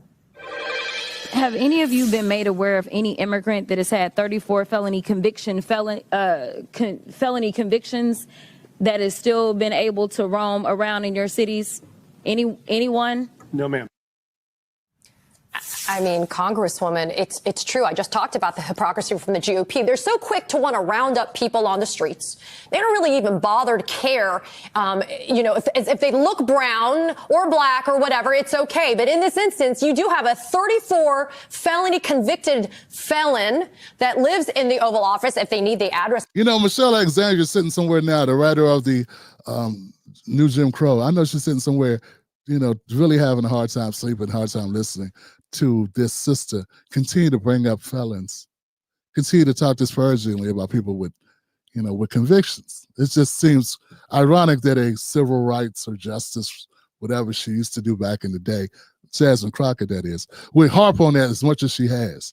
And we all know that Trump would have never been convicted of anything if he was a regular citizen. We all know what's politically motivated. But of course, Jasmine Crockett is talking to a group of people that are spoon-fed on a daily basis, talking points a la the Democratic Party. And so reality hasn't seeped in. That most people don't give a shit about that, and they understand, they're smart enough to know it was just a mechanism you try to use to stop him from being president. And he's president again, so there it is. But let's Jasmine Crockett go. I'm happy to give it to him. But what is going on here in terms of trying to kind of exact some type of pressure and a pound of flesh out of these mayors? Yeah, so first of all, shout out to all the mayors, and I am saying all the mayors. It was definitely interesting to listen to the mayor of New York, but nevertheless, I will say that the mayors as a whole, they really did kind of stand their ground. That's disgusting that she has a picture of Shirley Chisholm up there next to herself. It's like, damn. I see no relation, no coordination other than pigmentation. Against what they were attempting to do to them. And so I really do applaud them. They were coming up with baseless statistics on crime. And literally they brought the mayor of Boston, Mayor Wu, who is absolutely ranked as the safest large city in the country. And they were trying to lecture her on crime and immigrants. It was absolutely insane. And so you know what? I want to talk about this, and once again, I'm glad that Jasmine Crockett has given me the opportunity to focus on this, guys. Jasmine Crockett, you know, when they were talking to Mayor Wu of Boston, they weren't just talking about crime, they were talking about money. Money that was spent in her city to house, feed, shelter, clothe, vaccinate, provide security for transportation, all types of living arrangements for migrants, undocumented migrants and migrants. She didn't even know how much money she spent. She had no facts and figures, any data whatsoever about how much money that was coming out of taxpayer money going to allocated for migrants. It wasn't just about crime. And it's funny that you would focus on that. It's like you are cherry picking the narrative here. Let's be clear. Boston, Massachusetts has a black population. You would think a woman of your, familiarity with social justice issues, with civil rights issues, with a picture of Shirley Chisholm in the background wouldn't have to be told this, but Boston, Massachusetts has notoriously been unhelpful and unaccommodating to Black Americans. There was a study done back in 2015 where it shows that the average Black Boston, Massachusetts resident had a net worth of $8. That was compared to the $247,000 of the average white Bostonian. I got a feeling that Mayor Wu spent more than $8 on migrants. Yeah, because Chicago they did. Chicago spent $500 million. New York spent $6.9 billion. Yeah, Chicago $500 million, New York $6.9 billion. Yeah, that's what it was. So I got a feeling that Mary Wu of Boston spent more than $8. Now, to be fair, in the last couple of years, things have increased somewhat for Black Americans. Now, Black Americans are at a whopping $11,000 net worth, the average Black American in Boston, and white American has dropped to just under 200,000. But as you can see, there's still a huge disparity between Black and white in Boston. And it's kind of ridiculous that you would focus on crime, not economics. Because they weren't there just to talk about crime. They were there to talk about how the migrant population, being a sanctuary city, how it impacts the citizens and what has been the overall impact on the city in general, not just the crime. That's one question, but not the full story. In fact, I'm much more focused on the economics. And I think all of Black America needs to be focused on economics. And I would think you, as has been touted as being a possible candidate in 2028, who's on every show, every time I turn around, and constantly throwing out black concerns, and repeatedly mentioning civil rights and what your people have been through. And I seen you showcasing on the House floor, just repeatedly waxing poetic about black people. It's like your focus is definitely not black, and particularly not about black Bostonians. So just so that we're clear, Murray Wu was asked how much money you spent on the migrants, and she couldn't even tell us. But I know it was more than the amount of money that Boston spent on black people. Let's keep going. It's great to be animated, Jasmine Crockett, but facts are our friends. Let's use a couple of them. That was why I brought out the hypocrisy, and to keep them from trying to come after me and say, oh, I'm engaging in personalities by talking about Trump, I did not mention his name. So I decided that I would work through or around the rules and make sure. It always seems like she's trying to run out the clock. Does she ever prep for a single interview? Like, I'm serious, man. My Jasmine Crockettes, the Crockettes that are out there. Like, does she ever prep for anything? Does she ever have anything canned to say so she doesn't do this shit? Which is just say things that no one cares about for like 3 times in a row, the same thing. What is she even talking about here? That I laid out that as they are so outraged by these immigrants and the crime that they're bringing, and not to mention city law enforcement, local law enforcement, they are always going after crime. And they don't say, oh, you committed a murder? Oh, but you're an immigrant? Well, let me let you go, right? So they are always focused on crime. They continue to say things like the illegals and that they... We're not just focused on murder. We're focused on other things like assaults. And I don't know if you noticed it now, but most people who commit assault, or even people that commit murder for that instance, they don't usually wait around for the cops to come. So the real barometer of how many illegals or undocumented people commit crime is not going to be how many got arrested. Because I would assume that if you're in the country illegally, if you commit a crime, high on your agenda would be not getting caught. But I know you're not really concerned about that. You're here to do talking points and advocate for your true advocates. Immigrants. And if not them, the LGBTQIA. Which I got no problem with. I just wish you would enlighten viewers so that they understand where your priorities lie. And stop pretending and stop using the currency of blackness to project this notion that you care about black people. Because your advocacy is not about black people. Your data is not about black people.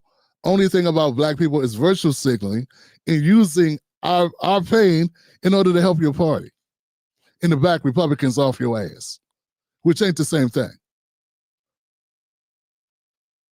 Broke the law coming in, but what they're not telling the American people is that it is a civil violation. It is not a criminal violation to enter the country illegally. It's not a criminal, it's a crime. It's not a crime, which is why they're so frustrated, because they really want our local law enforcement to go out and round up people when they could be looking out for the murderers and the sexual abusers, as well as the... Okay, so let's stop her right there.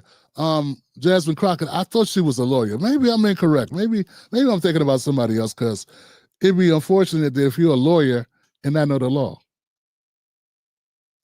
Illegally entering the United States is a crime. In how nations handle border security, there are rules. Okay, so let's work this down. Under U.S. law, illegal entry is explicitly a criminal offense. Title 8, USC 1325 states that entering the country without authorization, say, by crossing the border outside a port of entry is a federal misdemeanor for first offense. Maybe you meant to say it was not a felony, because you like saying felony, felony, felony. Maybe that's what you want to say. So the first offense is not a felony. Maybe that's what you meant. Like I said, once again, it would be good if you would prep for these interviews, because it's like you just show up and just say anything. It's like you hit the blunt on the balcony, then you come in and you do a live stream or Zoom, and you don't know what you just say anything. So just to be clear, Title 8 USC 1325 states that entering the country without authorization by crossing the border outside of port of entry is a federal misdemeanor for first offense. First offense. The first time it's a misdemeanor, punishable by up to 6 months in jail, a fine, or both. Repeat offenders can face felony charges, with penalties climbing to 2 years in prison. Crockett's arguments seem to lean on a distinction between civil and criminal violations. And I guess that's what it is, so it could just be being disingenuous and gaslighting people. Maybe that's it. I don't know. Overstaying a visa, for instance, is treated as a civil matter under immigration law, subject to deportation rather than jail time. Yeah, because you went through a process.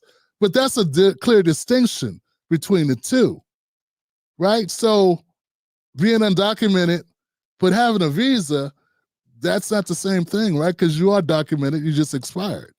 That's slightly different, okay? Crossing the border illegally isn't just unlawful presence, it's an act of entry that's been criminally codified since at least 1929. So it's been a law in the book since 1929, even before you and I were born, Jasmine. It's not merely a civil slap on the wrist, as Jasmine here is gaslighting people to believe.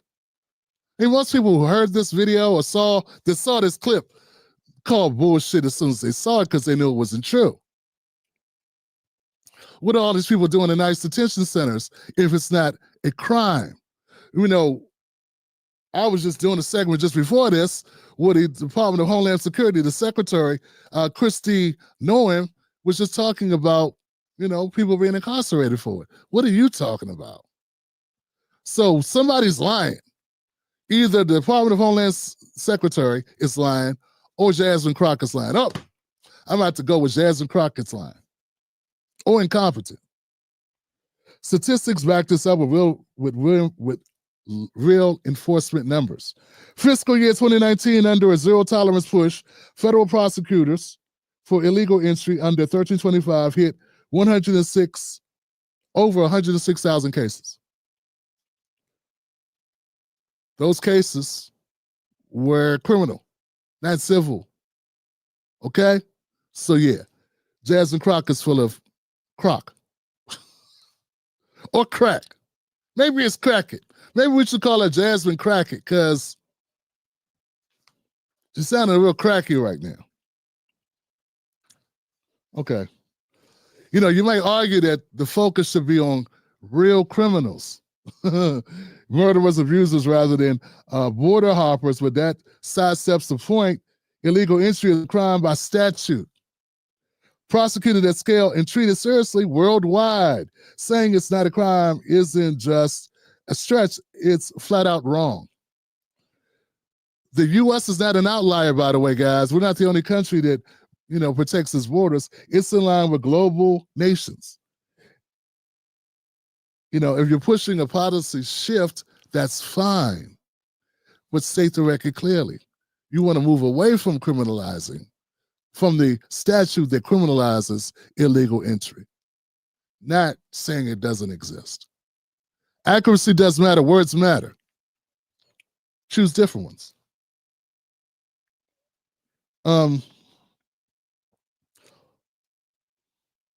Yeah.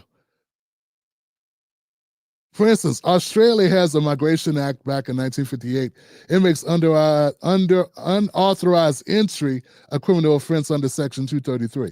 Just you know, I was looking at other countries that do it. So, yeah. Even Canada, because I know you were rooting for Canada recently. You were saying that Canada, you were hoping that Trudeau beat the shit out of Trump or something. You were rooting for Canada. You know, they have a law too. And they're seen as lenient, but they criminalize illegal crossing under the Immigration and Refugee Protection Act, Section 124, which fines or jails up to a year. And they've wrapped up their deportations. So, those other countries, they don't just shrug it off. Even your friends in Canada don't shrug it off and call it a civil matter. Just kind of funny that you would think that we should.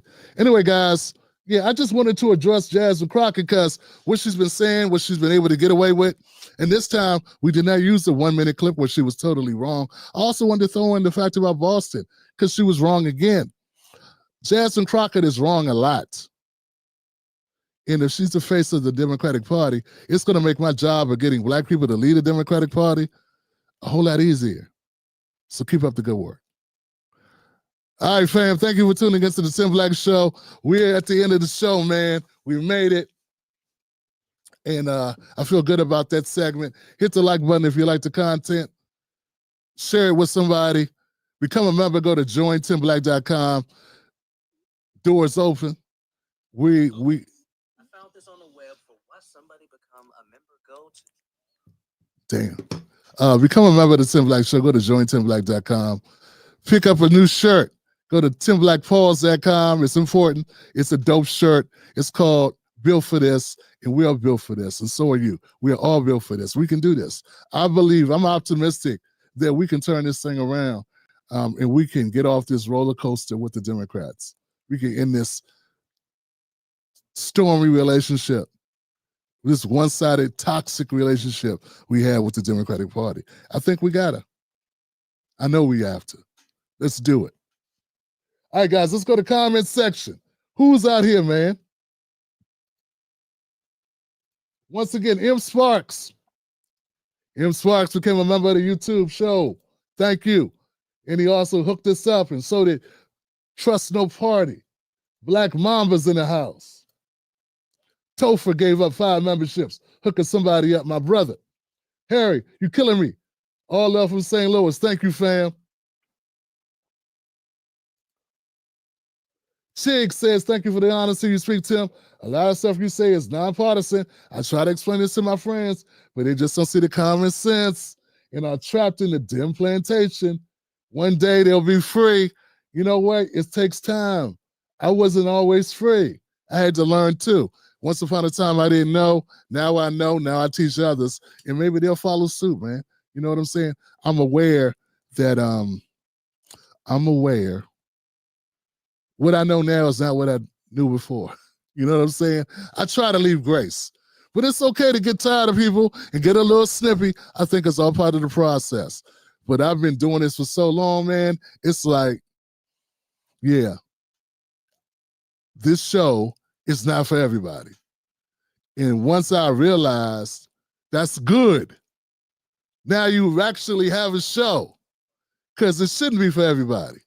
You know? It should be for specific people. And you guys watching who support the show, who tell their friends, who tune in, who join as members, who buy dope mugs, who buy the mug, who hook us up, who I got coasters to go with these Timberlake show coasters. Dope. And you guys keep me going, man. So it ain't for everybody. And that's okay. And I had to be totally okay with that. And that's when things start going in a better direction for me. Not just professionally, you know what I'm saying? Not just financially, but spiritually. And feeling good about what I'm doing and I realize it's okay not to please these people. You know? I love them. That's why I'm doing it. But it's okay for them not to reciprocate that love. It's okay for them not to understand that. You know what I'm saying? So anyway, thank you, Harry. I ain't mean to get that deep, bro. But man, I it's my life, so I'm always thinking about it. Thank you, fam. Tim, funny how these are blue cities. Here it is. Damn, AA Affinity hooked me up. AA Affinity just hit me with a dub, man. Thank you, AA Affinity. I appreciate you, man. I appreciate you, yo. It's been a minute since somebody blessed me like that, man. Thank you for supporting this show, family. Truly, truly respect. That's what's up, man. Or sister, because I really don't know. Thank you, ANA Affinity LLC. Nub Glory. Shirley Chisholm with a tether. She undermined the FBA. Damn. I didn't know that. I don't know anything about her, bro, to be honest. Had a feeling that she was from somewhere else, but I didn't know she undermined us. Damn. It's unfortunate, fam. Undisputed came through. She has a picture of herself behind her. Yo, that says, yo, give it up for that. Yeah, let me put that back on the screen. Get that mic out the way. This is going to go up on the website, bro. This is going to go up on the website. Let's see. Maybe we I